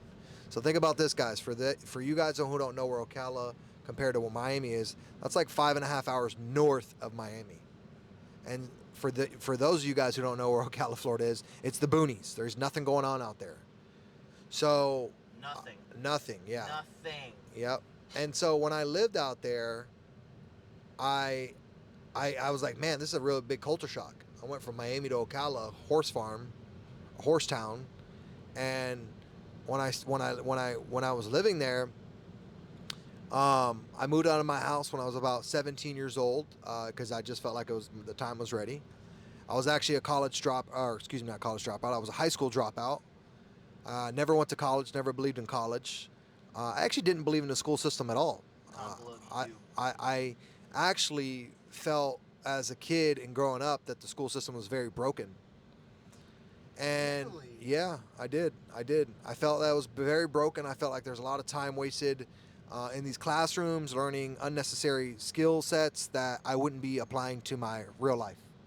I feel like most people agree on it. So most people can agree on that. So I dropped out as soon as I was able to drop out. I think it was like 16 you're illegally be able to drop out, I think, or 16, 17, I don't know. So I dropped out of high school, went and got my GED. So I told my mom I would go ahead and at least get my GED, which I did. So I got my GED, got that diploma, and then I started working. After I got my GED, I started working. One of my first jobs was working at Winn-Dixie as a bag boy. Worked at Winn-Dixie for, at the time, like $6.15 an hour. I was a minor at the time, so I think they were only able to work me like 15, 20 hours a week. But even though I wasn't making much money and I wasn't working many hours, I was really a really still motivated kid to make money. And I was working like someone who had to pay like thousands of dollars worth of bills a month. I had the drive in me. Even though I wasn't making money, I had the drive in me. It was just in me. And so I went from working with Dixie for like 2 years, went from part-time to full-time once I got old enough. And then, I would work, and I got my first job as a laborer doing like masonry work, like real job, what I call my first real job. Then I worked at like a wood pallet distribution center, and then I worked at a hay and feed store. Then I worked at horse shows. And so I started doing all these other jobs that were 40, 50-hour week jobs. And I did them for years. It wasn't jumping from job to job, and I know that's what it maybe seemed like when I was naming all these places just now. I actually was very stable at all these companies. But I would quit one company to go to another company to make more money or to have a better opportunity. And so eventually you start realizing that you're in like this rat race. It's like, okay, I go from one company to get another company to get $1.50 promotion and maybe get 10 more hours, right? Or 5 more hours. Or I feel like there's more upside to that company. And then I started doing that and doing that and doing that and doing that for year over year over year over year. And I lived in Ocala, Florida for about 10 years of my life. And when I lived in Ocala, Florida, we all know Ocala, Florida, for you guys who know, it's the horse capital of Florida, right? And so I worked for these huge horse shows that would come to Ocala, which was HITS horse shows. And then I went from Ocala, Florida, then I went from HITS horse shows to, I'll never forget, at the time I had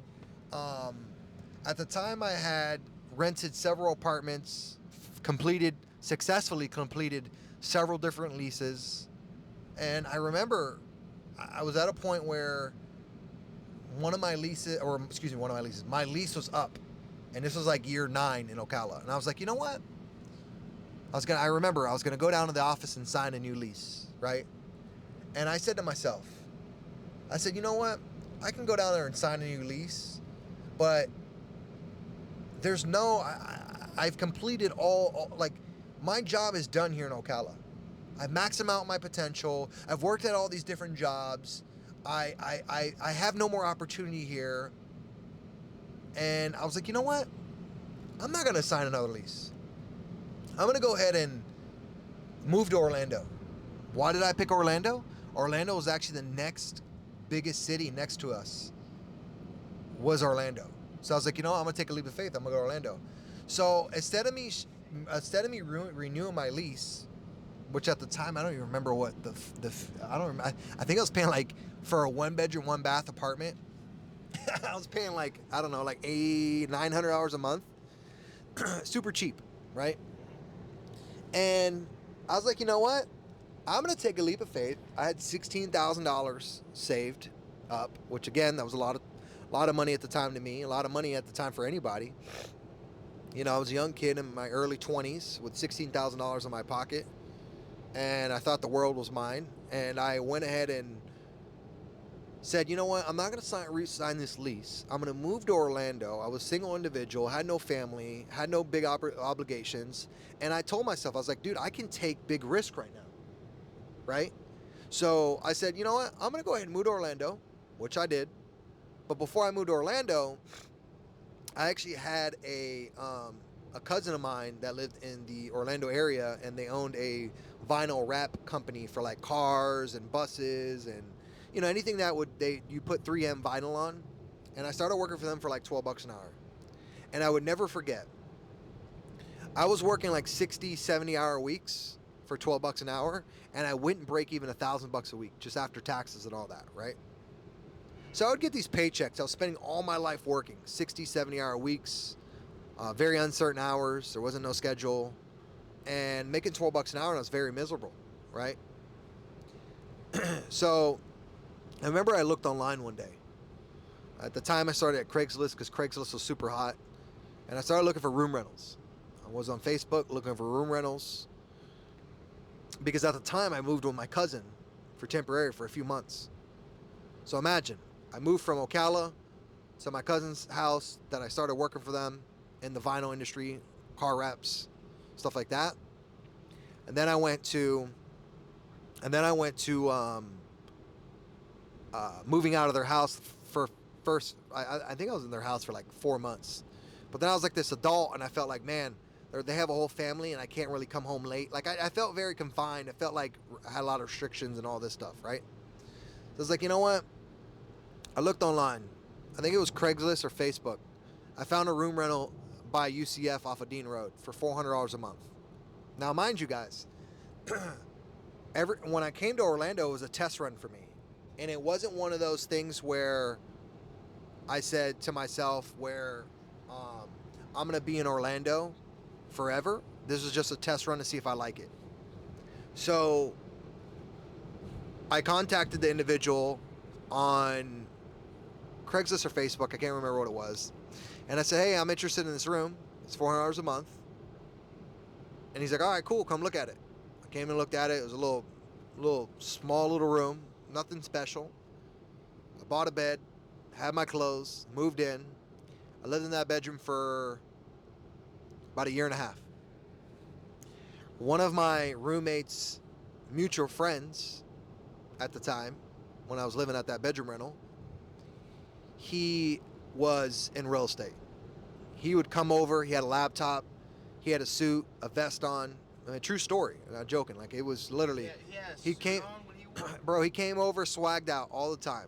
And so okay, swagged out. Swagged out. Laptop, always ready to work. Yep, always ready to work. So I asked myself, I said, we got, to talking, because obviously people who know me, I'm a very social guy. And he met me one day. He's like, bro, he's like, I'll never forget. He said, bro, he's like, dude, your charisma, your energy. He's like, you should be in real estate. I was like, what?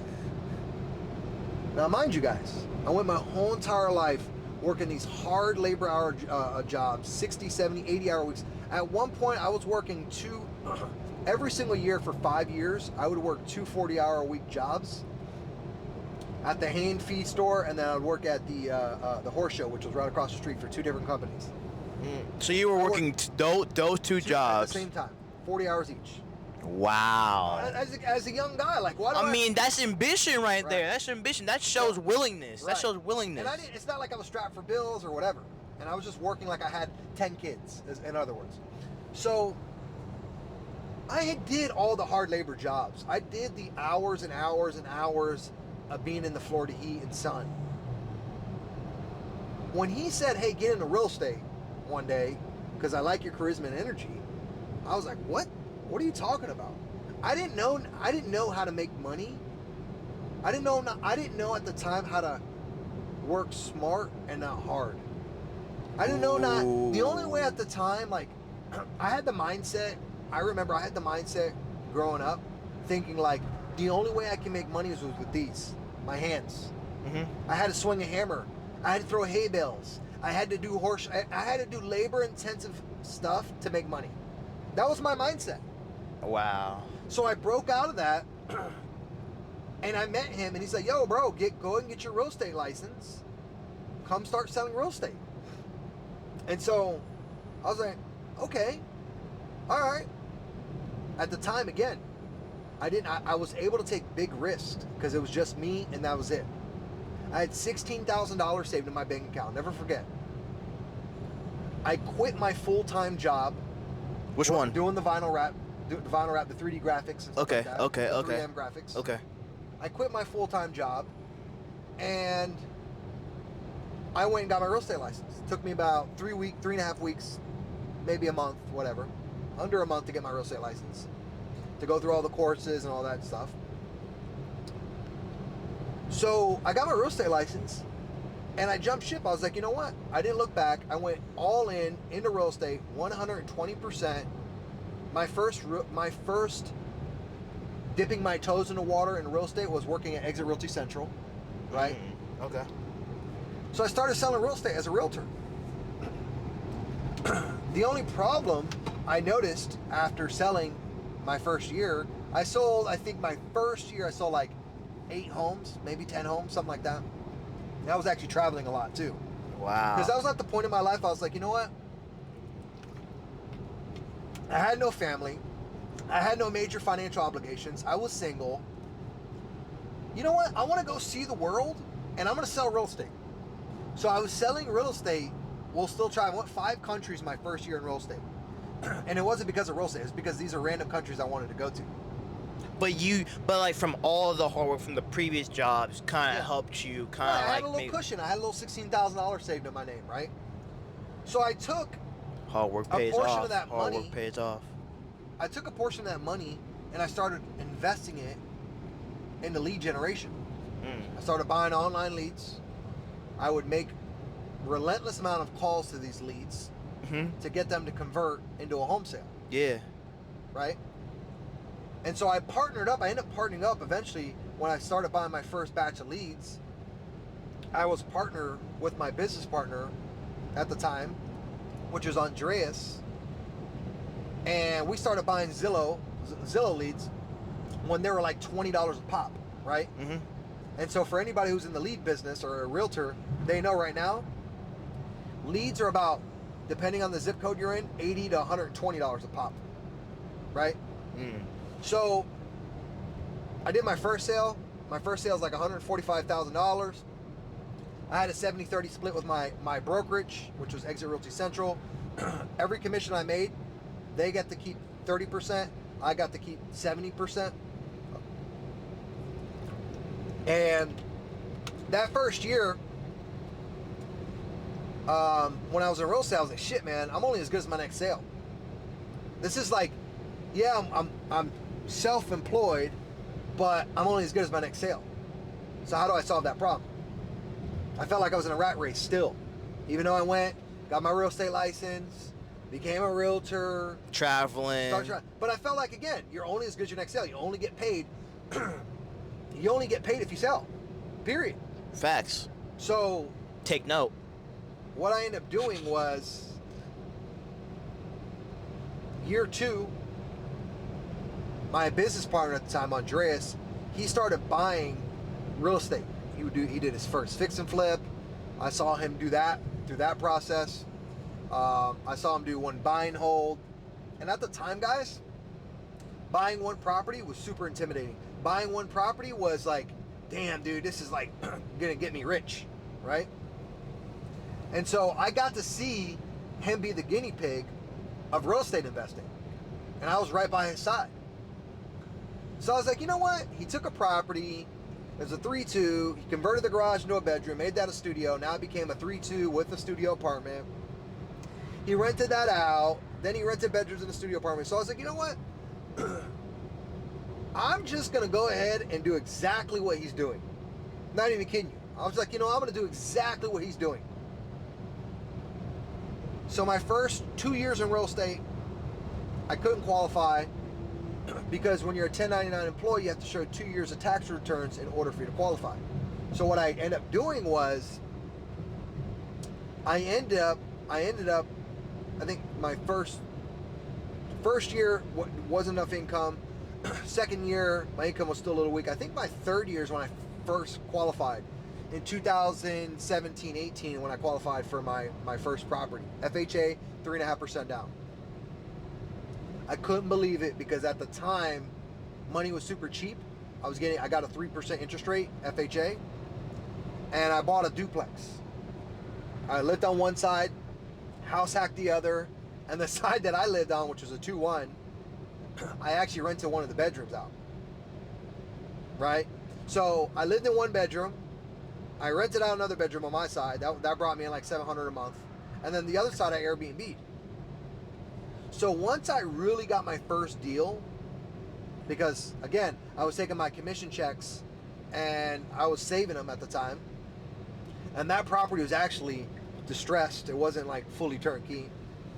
So when I bought that deal, I still had to do like all the cosmetics. I ended up replacing the kitchen cabinets in both units. Doing all the exterior paint. Like I put a lot of money into it. I think I put like $30,000-$40,000 into it. Ouch. Yeah. So after that first deal, and I understood the power of real estate. And here's the thing: if you're watching this, drop a comment below and let us know if you're someone who hasn't gotten the game and has been hesitant because you lack the skill set or you're fearful about like buying and having a responsibility for real estate. But when I went through all the emotions and I made all those attempts, and trust me, there was a lot of attempts that didn't go as planned. And I got to see the recipe of real estate. I got to see the cash flow come in. It took a while, guys. It's not like I bought the deal and all of a sudden I started making all this money and all this stuff, right?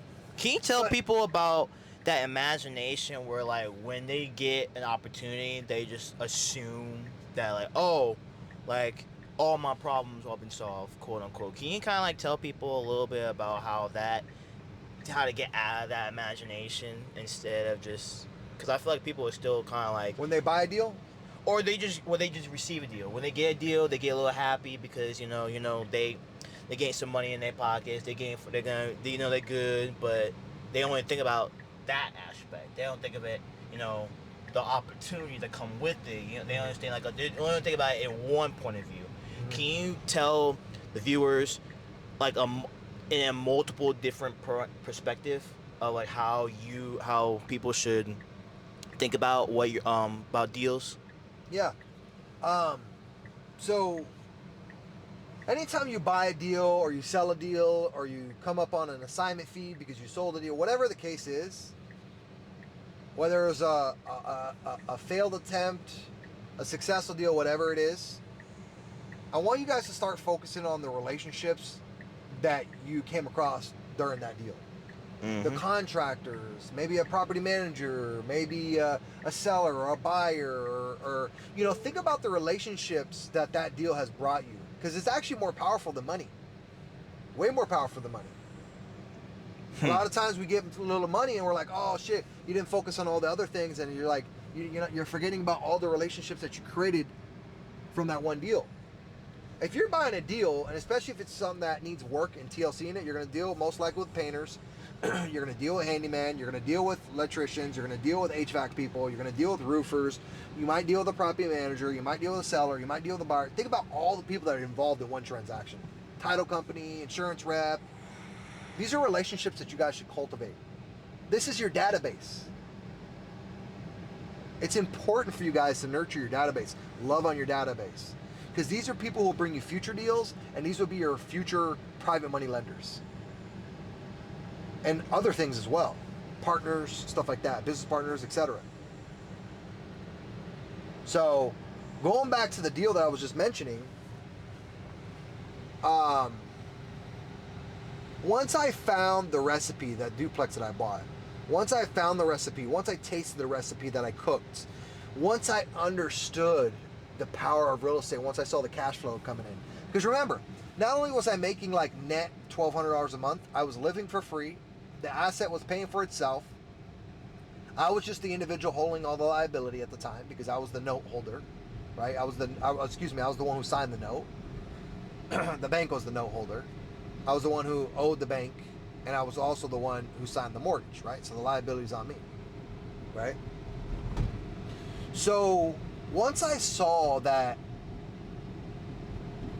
me owning this piece of real estate gave me tons of cash flow, let me live for free, gave me so much leverage in the sense of I was able to rent out other bedrooms, I was able to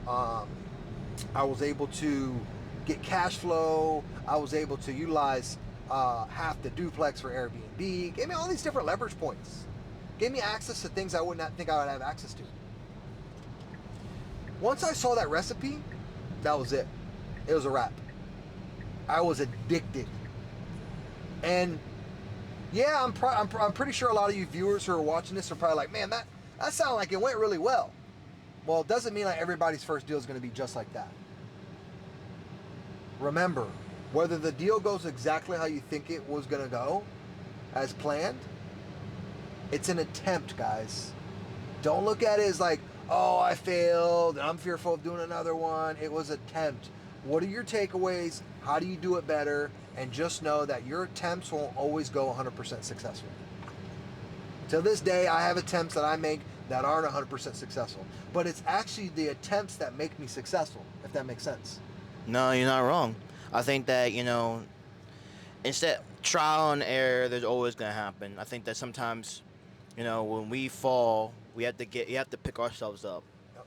And, not every day, sometimes you have your good days, or sometimes you have, a good opportunity. Sometimes it was a waste.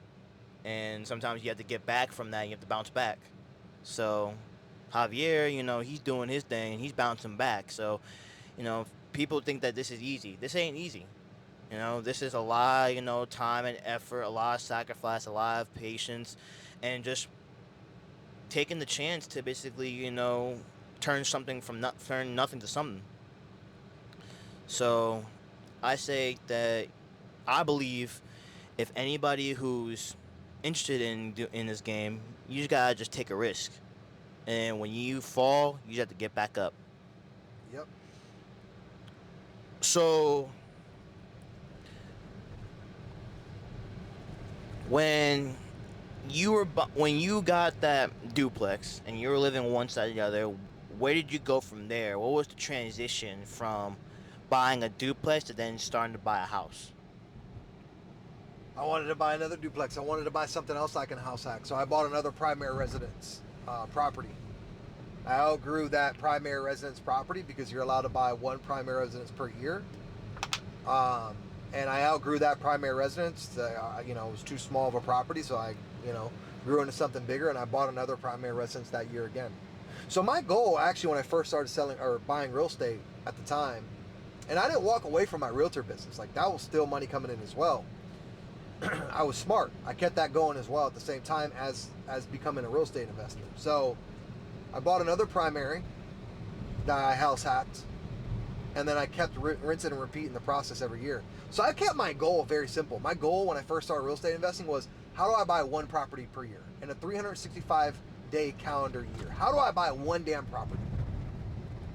Now tell me, you can't buy at least one property in a 365-day year calendar. Like, out of 365, you can't buy one property. That was my goal, just to buy one property. And I just kept buying one property per year for the next 2 to 3 years.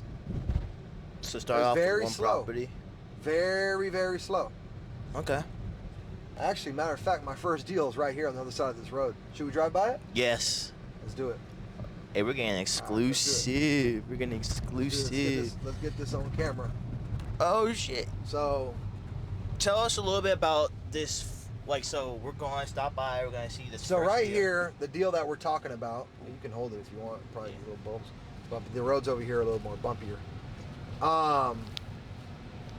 The deal that the house is for sale. 3% real estate. Okay. The deal that I bought, my first deal. I'm going to walk you through. Let me see. Let's see if this is a scam caller, guys. I'll pick this up. Javier speaking. Hey, Javier speaking. Hey, it's Nick. How are you? Hey, what's up, bud? Good. I'm at the property. Only 2 of the rooms were unlocked. The Perfect. rest are locked. I'm gonna give you the lockbox code. So right in front of the front door, where the front door is, there's a linen closet with a bunch of lockboxes, and they're numbered according to the doors. So lockbox number 1 is for room number 1. Okay. Gotcha. I'm gonna send you over the code for each one of those. It's got 1 key in each one. Okay. And then what you can do, you can either pop the lock or the keys back in the lock boxes and just keep the door open, because we'll come tomorrow and reprogram the locks, because they haven't been reprogrammed. That's why. Okay. All right.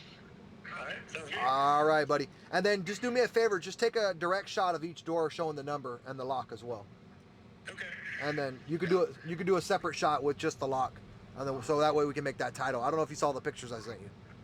I did, yeah. Oh, sweet. All right, cool. Let me send you the list of the numbers over. All right. Sounds All good. right, buddy. Bye. Thank you. It wasn't a spam. No spam, boy. Let's go. So, all right, cool. Let's go. Let me see here. All right. So, Janet. All right. So I'm going to walk you guys through this deal.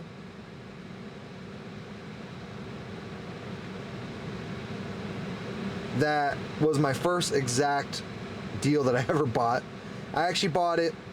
I'm going to walk you through the whole entire deal so you know exactly what it looked like as far as on the acquisition side. So let me send this text to him. And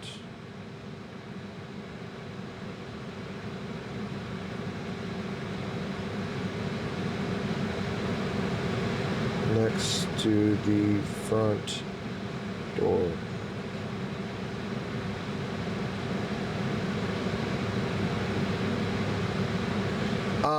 So year 2, I think it was, or maybe year 3 of me being a realtor, I was finally first able to qualify for my first loan, which is an FHA 3.5% down loan. And I went out and I knew I wanted something I could house hack as my first property. Again, I stole the blueprint and didn't reinvent the wheel from my business partner. So the deal that I bought, when I bought it, was $280,000. I had an FHA loan, 3.5% down payment. The interest rate on that deal, I believe, was like 3%. It's very, very low. This is when money was free, pretty much. And so I also got paid a 2.5 to 3%. I don't remember exactly what it was. A 2.5 to 3% commission to buy this deal. And we're actually passing by this deal on the left-hand side right now. This is the property right here. This is it? This is the property, okay? Right here on the left. Wow. And that property, I leveraged my commission, my 2.5 to 3% that I leveraged on that commission, or that deal, and I put it toward my closing costs or my down payment. Here's the deal right here. Boom. Wow. Okay. And I leveraged my commission, and not only that, I also negotiated for the seller to give me 3% in concessions. 3% toward my closing cost. Okay. So not only did I have my down payment money from my commission, I also had 3% in closing costs, and so that came out to like, I don't know, like $15,000 or $20,000. I was able to leverage toward the down payment and the closing costs for that deal. I was left out of pocket when at the closing table, cash to close. I was left at like, I don't know, $7,500 I paid for that house. And so remember, I had to put a lot of money into that house. That house I bought at $250 in like 2017, 280, excuse me, at 2018, I believe it was.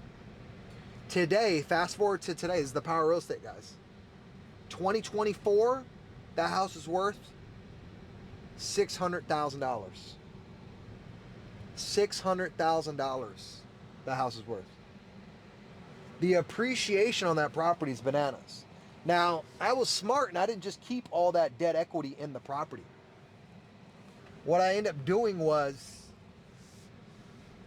I did a cash out refinance when the property was worth right around, I think like $475. I pulled out like $80,000 cash out refinance. So all that debt equity, I pulled it out. Took that money and I reinvested it into other deals. So I started scaling my portfolio like that. When money was super cheap, I started scaling my portfolio. When interest rates on investments were 3%, 4% all day long, I started scaling my portfolio. That's when the market was super bananas.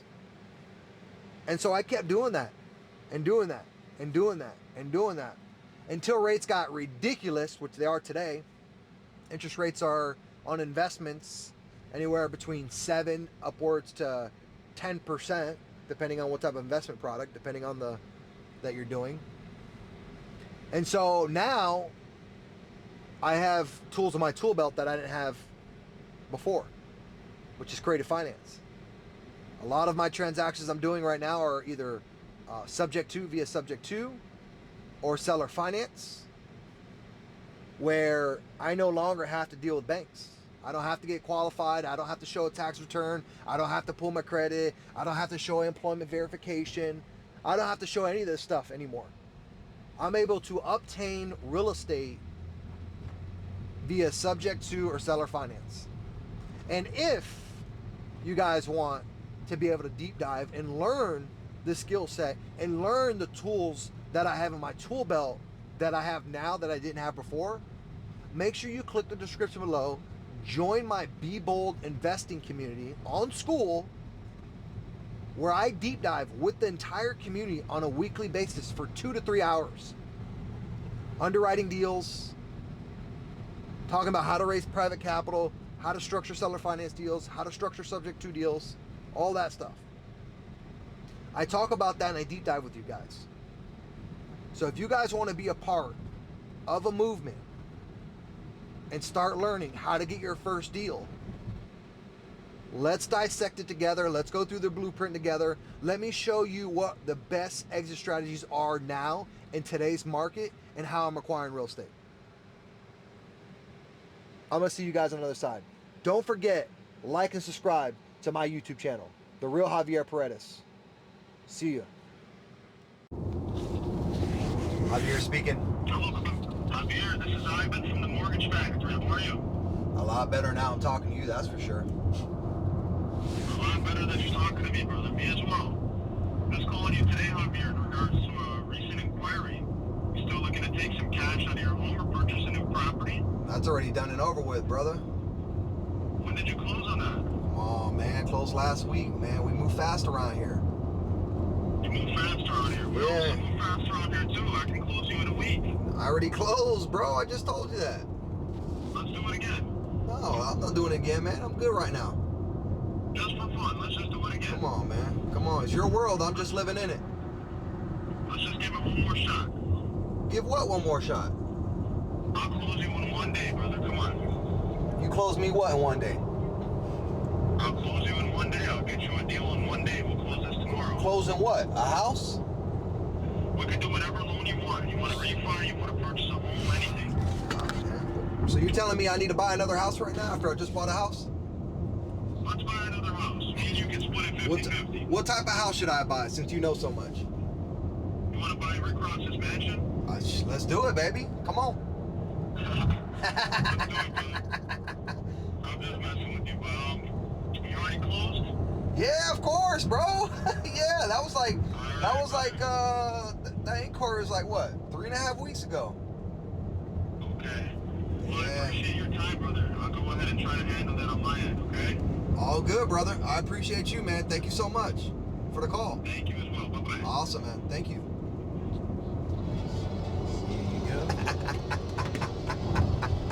Now, I love it, bro. now that's what spamming does. Watch out for those spams. Man, I get hit with these spammers, bro. They don't even know who they're talking to, man.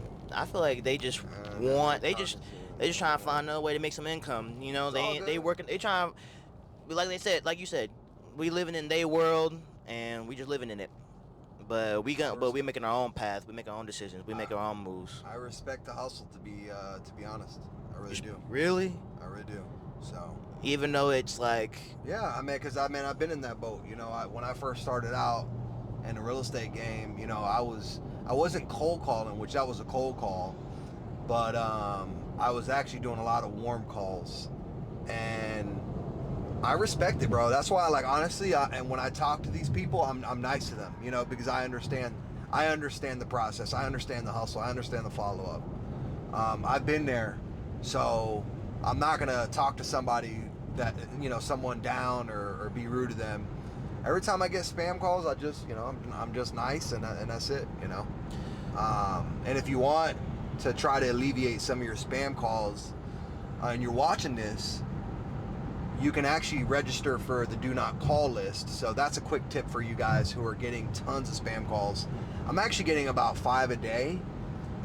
It was about 10 a day, but I'm getting about 5 a day right now, because I'm a realtor as well, and I run a listing sales company, and my information is publicized. So I get a lot of calls just from people looking me up on, like, online, on Google, on, you know, Zillow, on, you know, all these different websites. So, but yeah, so it's something that's part of the game, man. I think everybody gets spam calls at this point, no matter if you're on the do not call list or not. I get spam calls. So, you know, it's a real thing, but at the same time, you know, everyone's trying to hustle. Everyone's trying to be somebody, or everyone's trying to, you know, get some motion. And so, you know, yeah, everyone's trying to be on that grind. Everyone's trying to be on that level, but, you know, it takes time. And basically, yeah, sometimes at the lowest points it's gonna be, you know, bad, but I think that, you know, over time, you know, you will basically find the appreciation that basically all the hard work, everything you do, is gonna pay off. Yeah, man. So, on your last video, you talked about Uncle Sam trying to get into your pockets that just doesn't even care. Tell us more about that. Yeah. So, I always tell people the biggest burden in your life is taxes. You know, we pay taxes on everything. Mm-hmm. And the cool thing is if you got the right team behind you, like tax strategists, a good CPA, Uncle Sam, who's always in your pockets taking your money, he actually has a big book. It's about this thick. And what it is it's a tax code. And in that book, there's all these incentives to lower your tax bill, and if not, pay a tax bill. But a lot of times we don't have the right tax strategist or the CPA on our team to be able to advise us accordingly. Like, even so, like, I've been in business myself for 10 years. And to this day, I constantly try to self-educate myself. Obviously, I can only deep dive into this tax codes so much. But, like, obviously we all know, like, Section 179, what that means. Like, we have all these different tax codes that a lot of us entrepreneurs use. And as your wealth actually increases, you start adding and implementing different strategies. So it's important to have that tax strategist right by your side to kind of talk about what the next 1 year looks like, what the next 2 years look like, what the next 3 years look like, based on your growth and strategizing. So I always tell people, like, if you're not talking to your CPA at least once a month, 3 times a quarter, you probably don't have a good CPA. You probably have what's called a tax preparer. So you have to ask yourself, drop in the comments below, do you have a tax preparer, somebody who prepares your taxes on an annual basis with no advisory? Or do you have a tax strategist, somebody who strategizes based on your business specifically on how to utilize that big old book, the tax code? Which one do you have? Drop a comment below. Right now, where I'm at, I actually have a tax preparer. Yeah, they do like little simple stuff to save me taxes, but it's like, it's very baseline. And so, obviously I haven't jumped ship yet because I have a lot of moving parts. You know, I have multiple entities. I have a lot of several businesses. I have, 40, 50 transactions every single month coming in and out of my accounts. Like, it's just not at that easy to jump ship. So right now I'm in the research stage for a really good CPA and a tax strategist. I actually have a couple tax strategists that I'm interviewing with right now. But I want to be able to cultivate my team on the tax side. And that's one piece I feel like I've been missing. Right now, my structure looks like I have my CPA, my bookkeeper, which is in the same company, they're integrated. And so I have monthly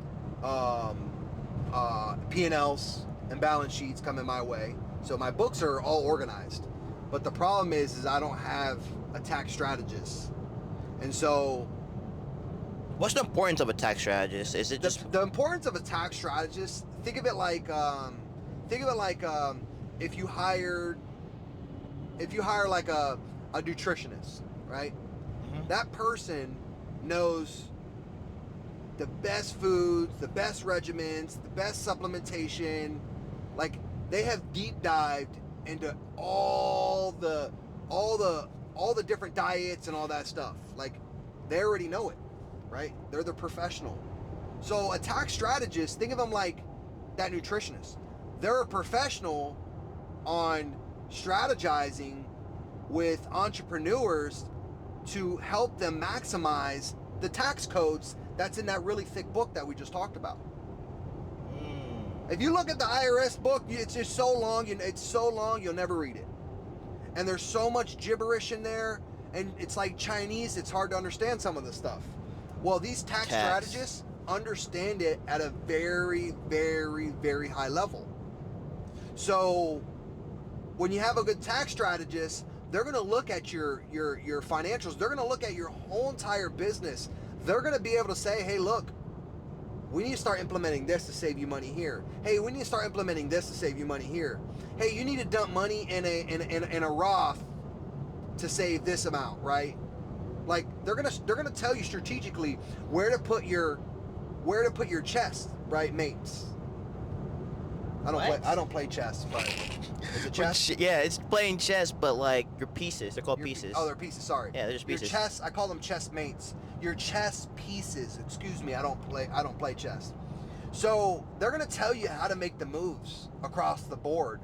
That way you can get to the other side and be able to take that person's king or queen. Right? Did I say that right? Yes. All yes. Right, perfect. There we go.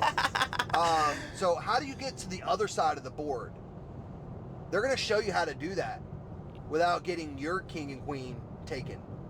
They're going to show you how to maximize your return and play by the book legally.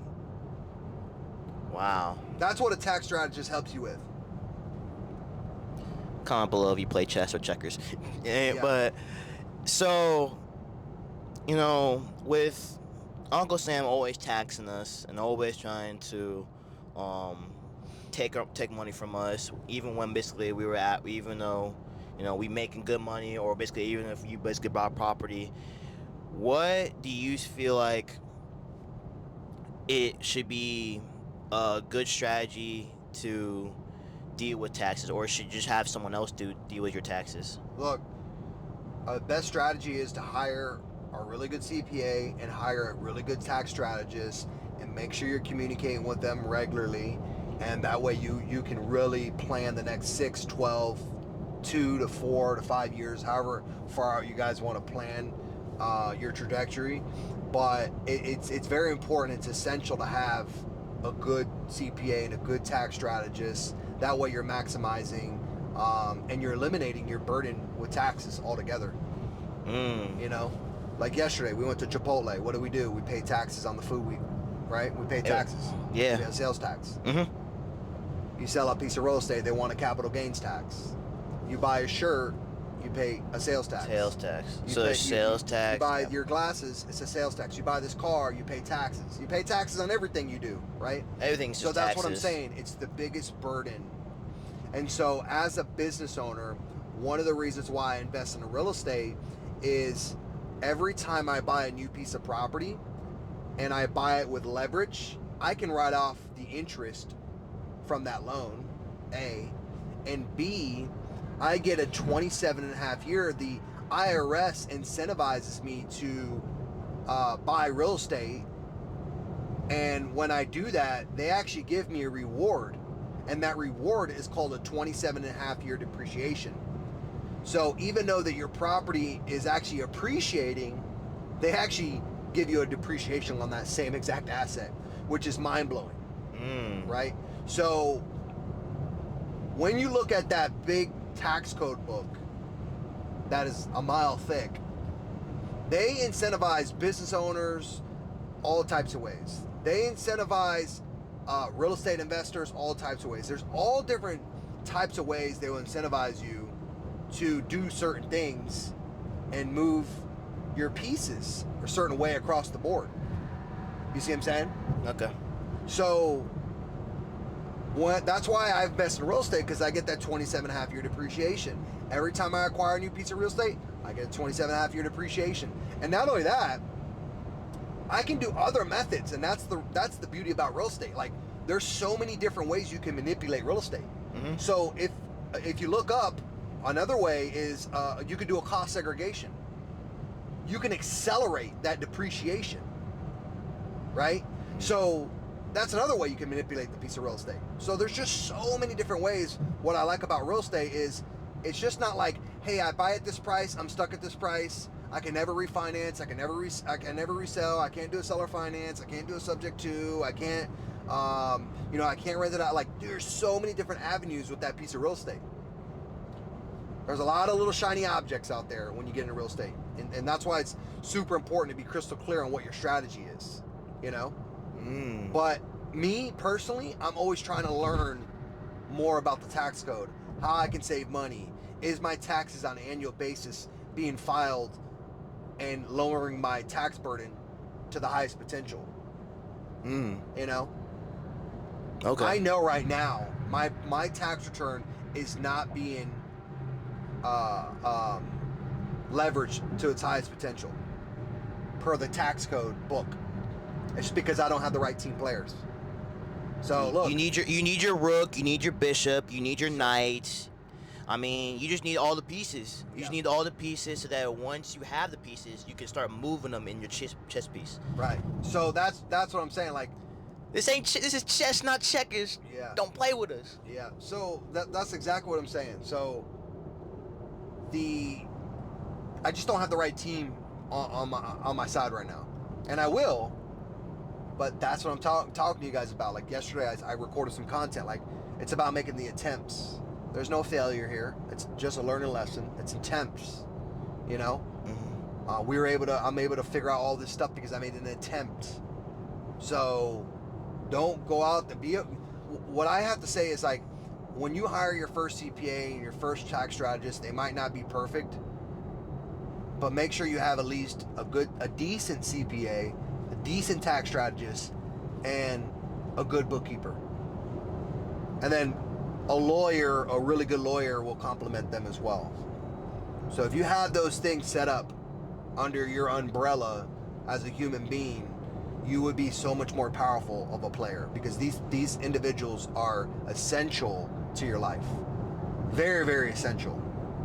And so it's building that team up, and you'll build that slowly. Like I've worked in the 10 years of me working for myself, I've worked with many different CPAs, many different ones. So that's one thing I would say, definitely. If you go out there, try to find a decent one, do your research, ask for referrals, maybe go to CPA like conventions and stuff like that, try to rub elbows. And I know that's not the most efficient way to find a CPA, but if you're in different communities, you can also ask people within your community or your coach or stuff like that. There's a lot of people you can ask around. There's a lot of people. The way I look at it is, like, with the CPA world, even with the lawyer world, there's no in between. Like, there's either really shitty or there's really good CPAs. There's no in between. It's even though I said find someone decent, that person who's really shitty is most likely someone who's okay. So, and that's what I have found, and I've hired a lot of them. I've worked a lot of them. There's a lot of them have so many customers that they're not really putting their eyeballs on your tax return for that long. They're doing the bare minimum, basic stuff, and they're filing for you at the end of the year, which is a tax preparer. That's just all they are. They're a tax preparer. They're not a tax strategist. So, if you want to save money on taxes and you want to maximize on taxes, definitely get a solid tax strategist under your umbrella.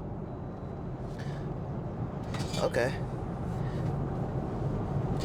Do you believe in the American dream? What is defined as the American dream? I don't even know what the definition of that is. Home ownership? Well, what is the actual definition of the American dream? Well, people say, like, the American dream. I have to Google it. Here, I'll Google it for you. Let's actually Google it. I don't even know what. Because a lot of people have different ways of believing the American dream. So that's like, why I said, what is the actual definition of the American dream? Yeah. Because if you ask 5 different people right now, it's all subjective. They're all going to have 5 different answers. You see what I'm saying? Okay. So, read it out. The American dream is the national ethos of the United States, that every person has the freedom and opportunity to succeed and attain a better life. Okay. So all right. To answer your question, is that exactly specifically what you're referring to? Yes, I was kind of like asking, like, you know, do you feel like, you know, after, like, do you think that there's a chance for anyone to achieve this American dream? Or do you think that, you know, 100%. with, you know, a lot going on, you know, a lot of situations with, you know, with inflation and a lot of situations where, you know, people are like, you know, there's a lot of supply but less demand. Yeah. Is there still that chance of reaching that American dream? Yes, 100%. I 100% believe, and I can tell you from someone who's traveled around the world, I 100% believe that you are in one of the greatest, sorry, not one of the greatest, the best country in the world, which is America. Mm-hmm. We are, to a point, obviously, the land of the free, right? Yeah. We are a nation that has countless amount of opportunities. Like, it's just endless. In so many different walks of life, in so many different industries, there are people out there who are super, super successful and who have time freedom, financial freedom, who have built empires and families from the American dream. So I believe 100% in the American dream. And that's actually what I'm living. I'm living the American dream. By definition, which he just read. Yep. I didn't even know the exact definition of the quote-unquote American dream. Every person has the freedom and opportunity to succeed and attain a better life. Yeah. So, and here's the thing, guys. If you're watching this, what is success to you? I'm out here buying properties. I'm a real estate investor. But success to me and success to him and success to you are completely three different things. And there's also 4 parts of the American dream from Google. Google said that the 4 parts of the American dream is individualism, universalism, success, like we talked about, and materialism. Yeah. That's a lot. Yeah, I mean, look, at the end of the day, you have to ask yourself, what makes you happy? Is it you having a plate of food on your table every day? Is that success to you? Is that what makes you happy? Is it are you okay with, hey, I'm working a 9 to 5 and I'm able to provide for my family? Does that make you happy? Is that success for you? Is that freedom for you? Because I feel like with the American dream, everything is it's all subjective. It's like it's like anyone has the opportunities to get it. Look, but like you said, some people just are scared to take that first leap. Yeah. And I think right there is what makes that, that American dream to most people is like, feel so real. Yeah. At the end of the day, like I said, we all have opportunity. And a lot of people don't realize that there's lots of good opportunity right in front of you. You mentioned inflation just a little bit ago. If you don't want to be subjective to inflation, obviously you have to make more money. Mm-hmm. You can't be a victim. You can't say, things cost too much. Excuse don't build empires. Exactly. You can't be a victim. Excuse them. You're gonna make it happen. Put the good energy out. Where it really stems from, I feel like, is having the right intentions up here.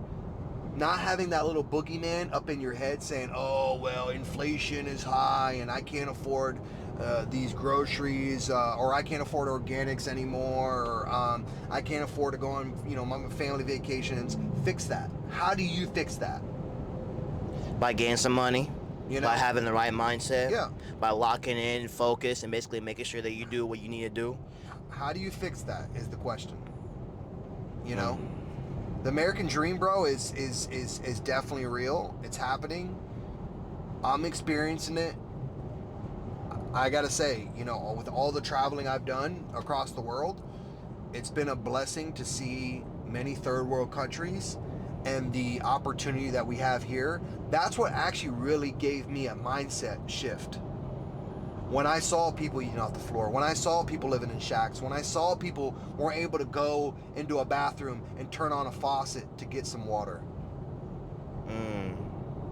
That right there to me was eye-opening. You mean that I was born in a country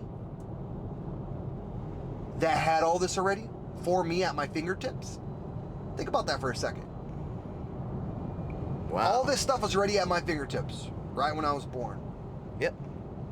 I think a lot of times what it is we're so focused on all the stuff you can't control, like inflation. You can't control inflation. Nope. Why are you putting time and energy into it?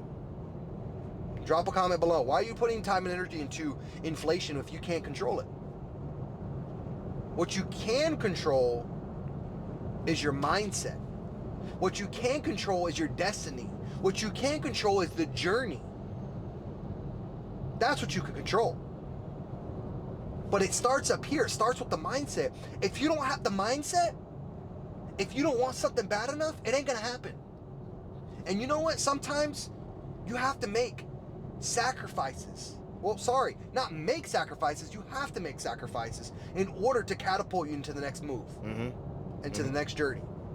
And you might work a 9 to 5. And you know what? You might have some free time on the weekends, or you might have some flexibility at your job. All that weekend time, that flexibility is when you should be working on your craft. That's when you should be working on what your empire is going to be. That's when you should be working on what your next move is. Yeah, I know it sucks. I know it sucks to take that time freedom that you have on the weekend when you want to lay by the pool, or you want to just hang out with friends at a bar. Guess what?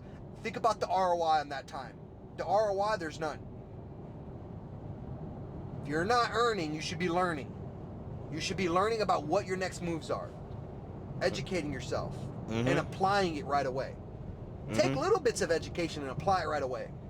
I'm not saying read 15 books. I'm saying focus on something, hone in on what your craft is going to be, and learn 1 or 2 things and apply it immediately. And build up from there. To your life.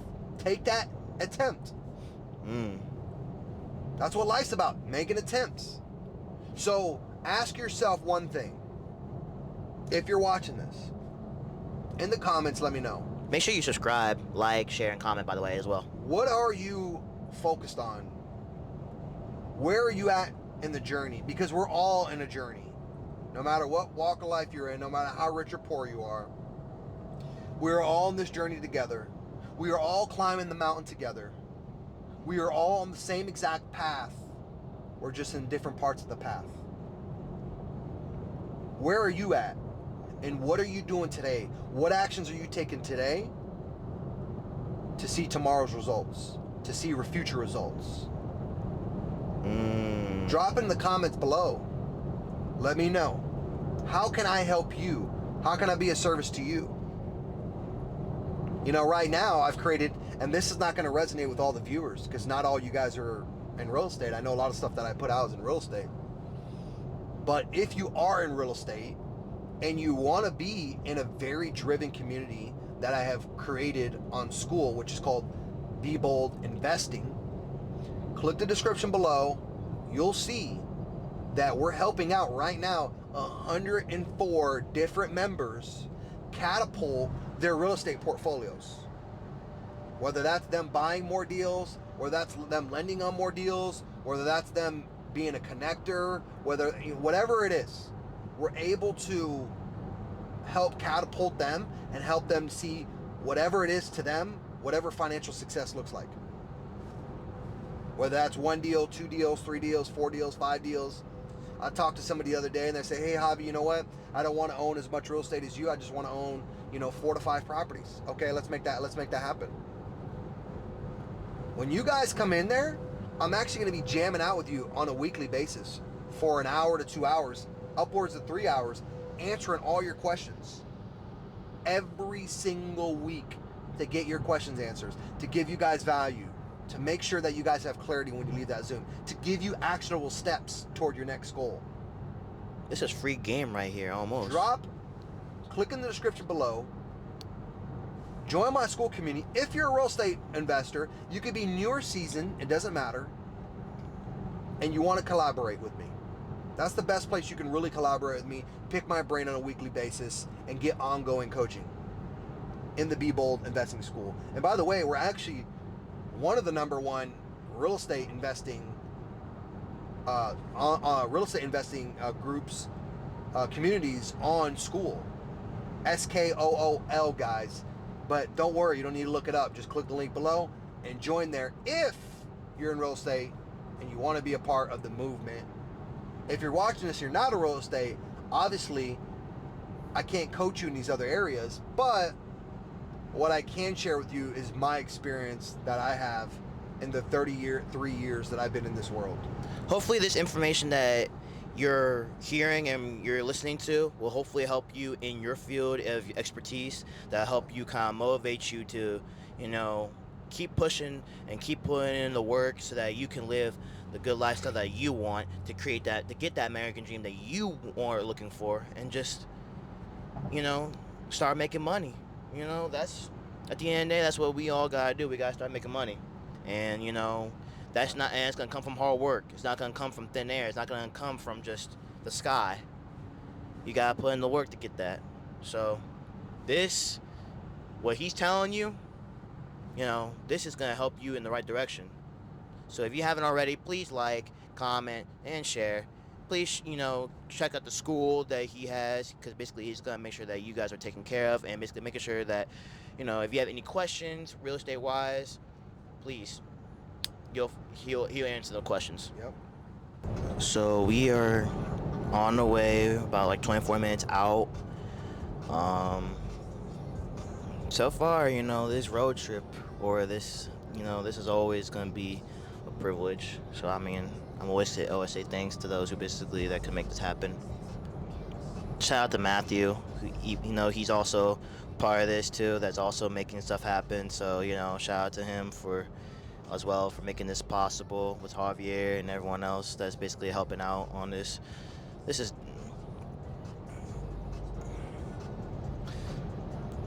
I say that the best advice anyone can ask, or if you basically asking for advice, I think the best thing that you should do is just listen to what that person has to say and, apply it. Ask yourself, like, what are some things that I need to do better? And then basically, if you ask it for advice, hopefully listen to that advice, and then hopefully apply those skills to hopefully get you in the right direction.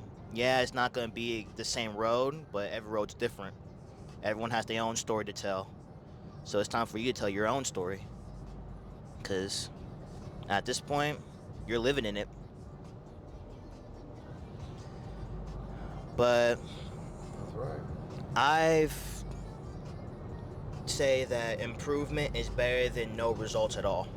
I say that you can improve as much as you can develop, but if you don't improve, or you don't develop, or you are just doing nothing about it, then it's only hurting you, because you want to be in a good level. You want to chase that American dream, but you don't want to put the work in, and you assume that it's just gonna just somehow fell onto your lap and you can just do the rest on your own.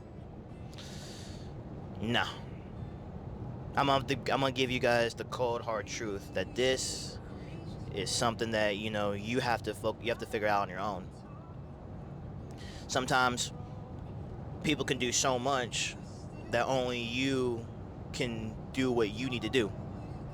People can tell you, people give you advice, people can basically speak the truth about what you need to do to be successful. But if you don't apply it to your own work, to your own life, to whatever you are doing, whatever it's, whether it's photography, videography like myself, whether it's being a realtor like Javier, or basically you just trying to, or if you're if you're an athlete, athletes, they train every single day. They train, like it's like their goal, like it's their life, really, to hopefully win a championship for their team. So if they're going through all that training just so that their team can be successful, what would you do for yourself to be successful? And I know you probably want to say about that sports analogy, well, you have people like LeBron James, you have Anthony Edwards, you have a lot of certain people that stood out. Well, then they put in that work for them to stud out. For anyone who's trying to go their own way, go their own route, you got to find a way to stand out. You got to find your niche. It took me a minute to find my niche, but at the end of the day, I found it, and it got me in the right direction. So, I always feel like I'm always got something to learn, always got something to accomplish, and, I'm always going to learn step by step. But enough about me. He's the star of the show anyway. My question is, what is a curriculum, a school curriculum, or a class that you feel like would be beneficial for any student to learn? To learn what? Just learn about finance, or be financially stable. Or even if they, none. or would you ever None. make a real estate? None. I don't believe in the school system. I think the school system is very broken. I think the school system teaches you how to be poor and only get by with, just really like maybe covering your bills if you learn from the school system. Like, if you want to learn how to be financially free or learn about your finances, you need to surround yourself with people who are doing what you want to be doing, or surround yourselves with people who are already doing what you want to do. Right now, the biggest thing right now, which is super hot, is digital course products and communities. And it's really not about the digital course product, it's about the community and the person who is leading the community.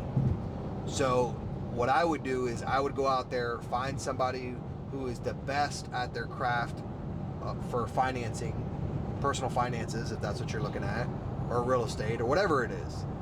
Find out who's doing the best, and I can guarantee you they're monetizing on their knowledge by creating a community. Because right now, that is the biggest industry right now, is digital products. And everyone has a digital product. So find the person who's doing it at the highest level, the LeBron James, the Michael Jordan of whatever you want to do, and go out there, join their community, and collaborate with them. Okay? It's just like I said yesterday, you're a product of your environment. Mm-hmm. You gotta make those connections. You're not gonna go to school to learn this stuff. Now, are there classes in school? Absolutely. But the school system is broken. It's not gonna teach you how to get wealthy or rich, period. Okay? So that's what I would do. I would specifically go out there, find someone who's very niched at whatever topic or subject or industry that you're looking to do, and learn from them. Wow. Yep. It's like this. You might go and see like, hey, that's great advice, Javier, but I already know what you guys are thinking. Well, I did find someone who's doing it at a very high level, whether that's personal finance, real estate, whatever topic you want to learn about, or whatever trade you want to learn about. I found someone who's doing a high level. You're right, Javier, they are monetizing on it. You're right, Javier, they do have a community. You're right, Javier, they do have a course, but it's like $1,000 a join, or $10,000 a join, or $20,000 a join. Your next thing that's going to hold you back is saying, oh, I don't have the money, or I don't have the time. That would be the next thing that you say that holds you back. Guarantee it, 100%. If that's something that you think that's going to hold you back, drop a comment below. Money and time. Yeah. One for money, two for time. Yeah. So you can do a couple things. First of all, a lot of these communities actually let you partner up with someone, and you can split the expenses. So let's say it's $1,000. You can bring a partner in and say do 500 and 500. So that's one way. So you're leveraging somebody else's money. You're leveraging somebody else, right? That's that one way. Number two is you can go out there, and guess what? There's millions of credit card companies that will give you a credit card. You can charge to a credit card. That's number two. Number three is if you can't do one or two methods to get into this community because you can't afford it,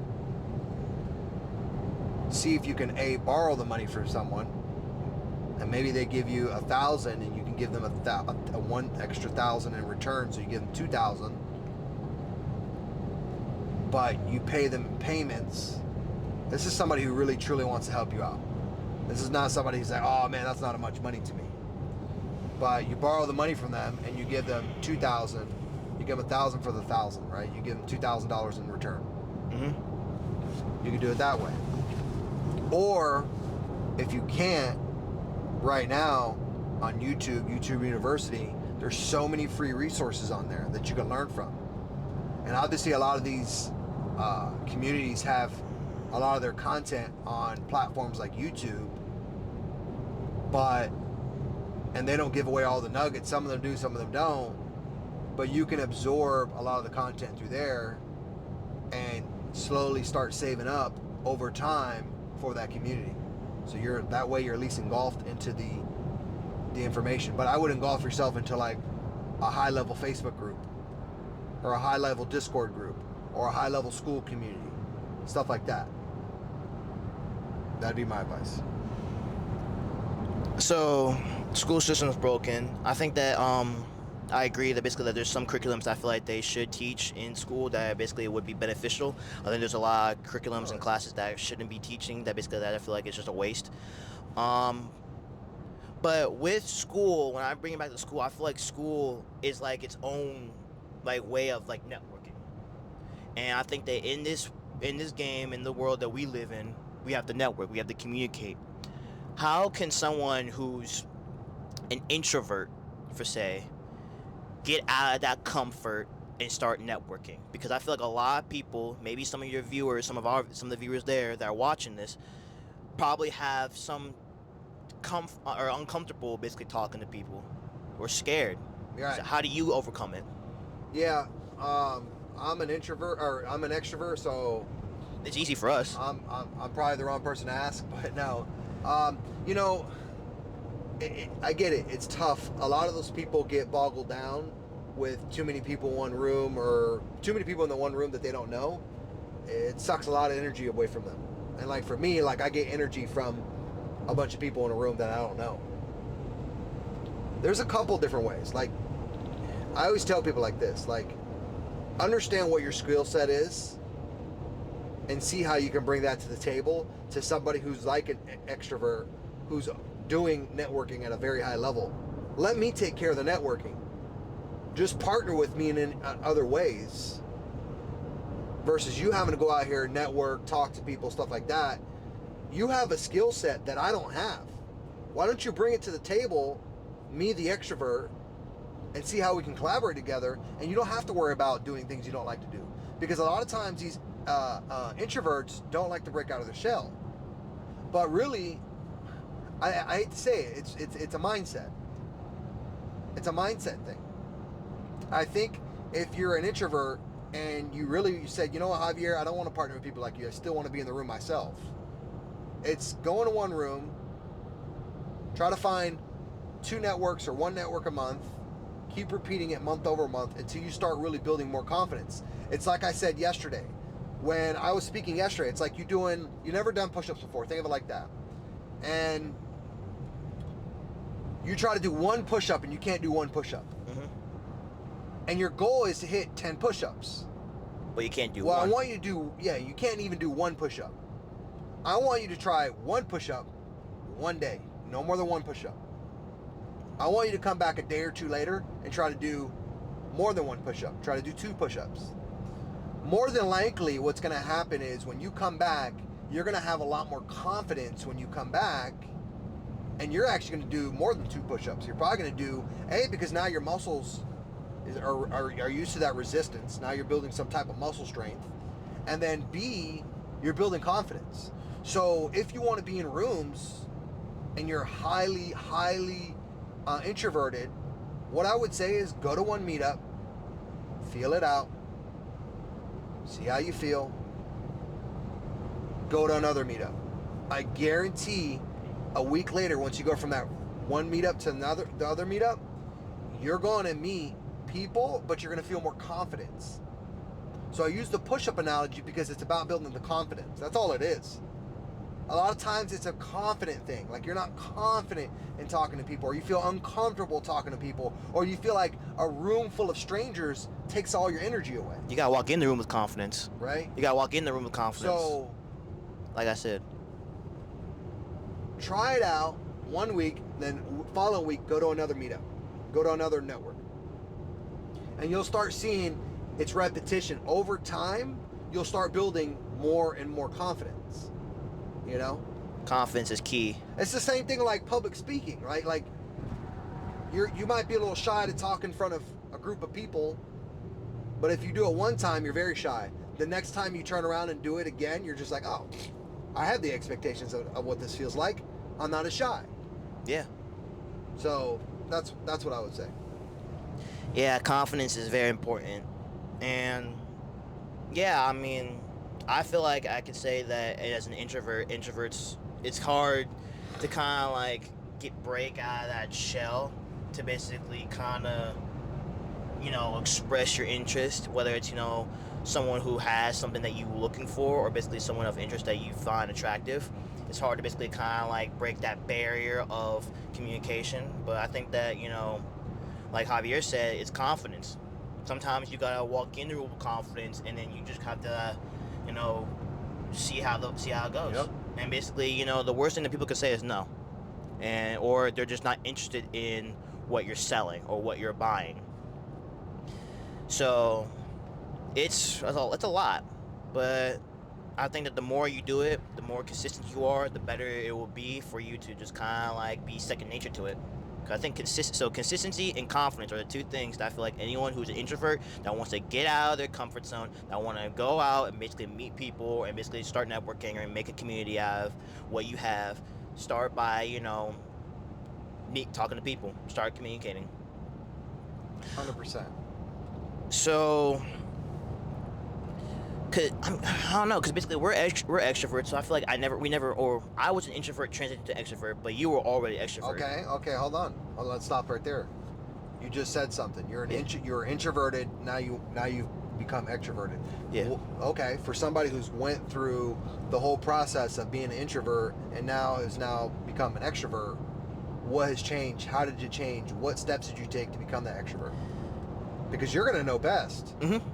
I say that for my first time when I was an introvert, I feel like it was just like I had to ask myself, what is my strengths and what are my weaknesses? So a lot of my weaknesses, probably when I was like in high school, freshman year, I was, very quiet. I didn't like to talk to people because I feel like, I had anything interesting to say.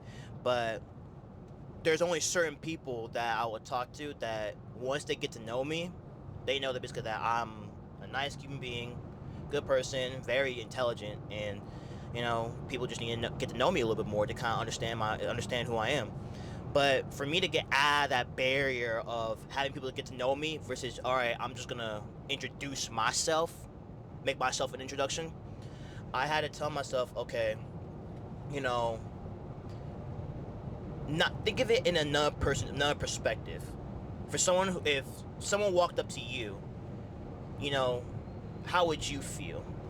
Or if you are also walking up to someone, how would you feel? You have to think about yourself like, yeah, I'm gonna feel, embarrassed because I don't know what to say. And sometimes embarrassment maybe, I don't want to think of it as embarrassment. I don't think about it as just like there's certain, in places or certain times where it's like it's not the right place to talk and you feel embarrassed, or you just feel ashamed because you feel like, I don't know how to, talk in certain situations.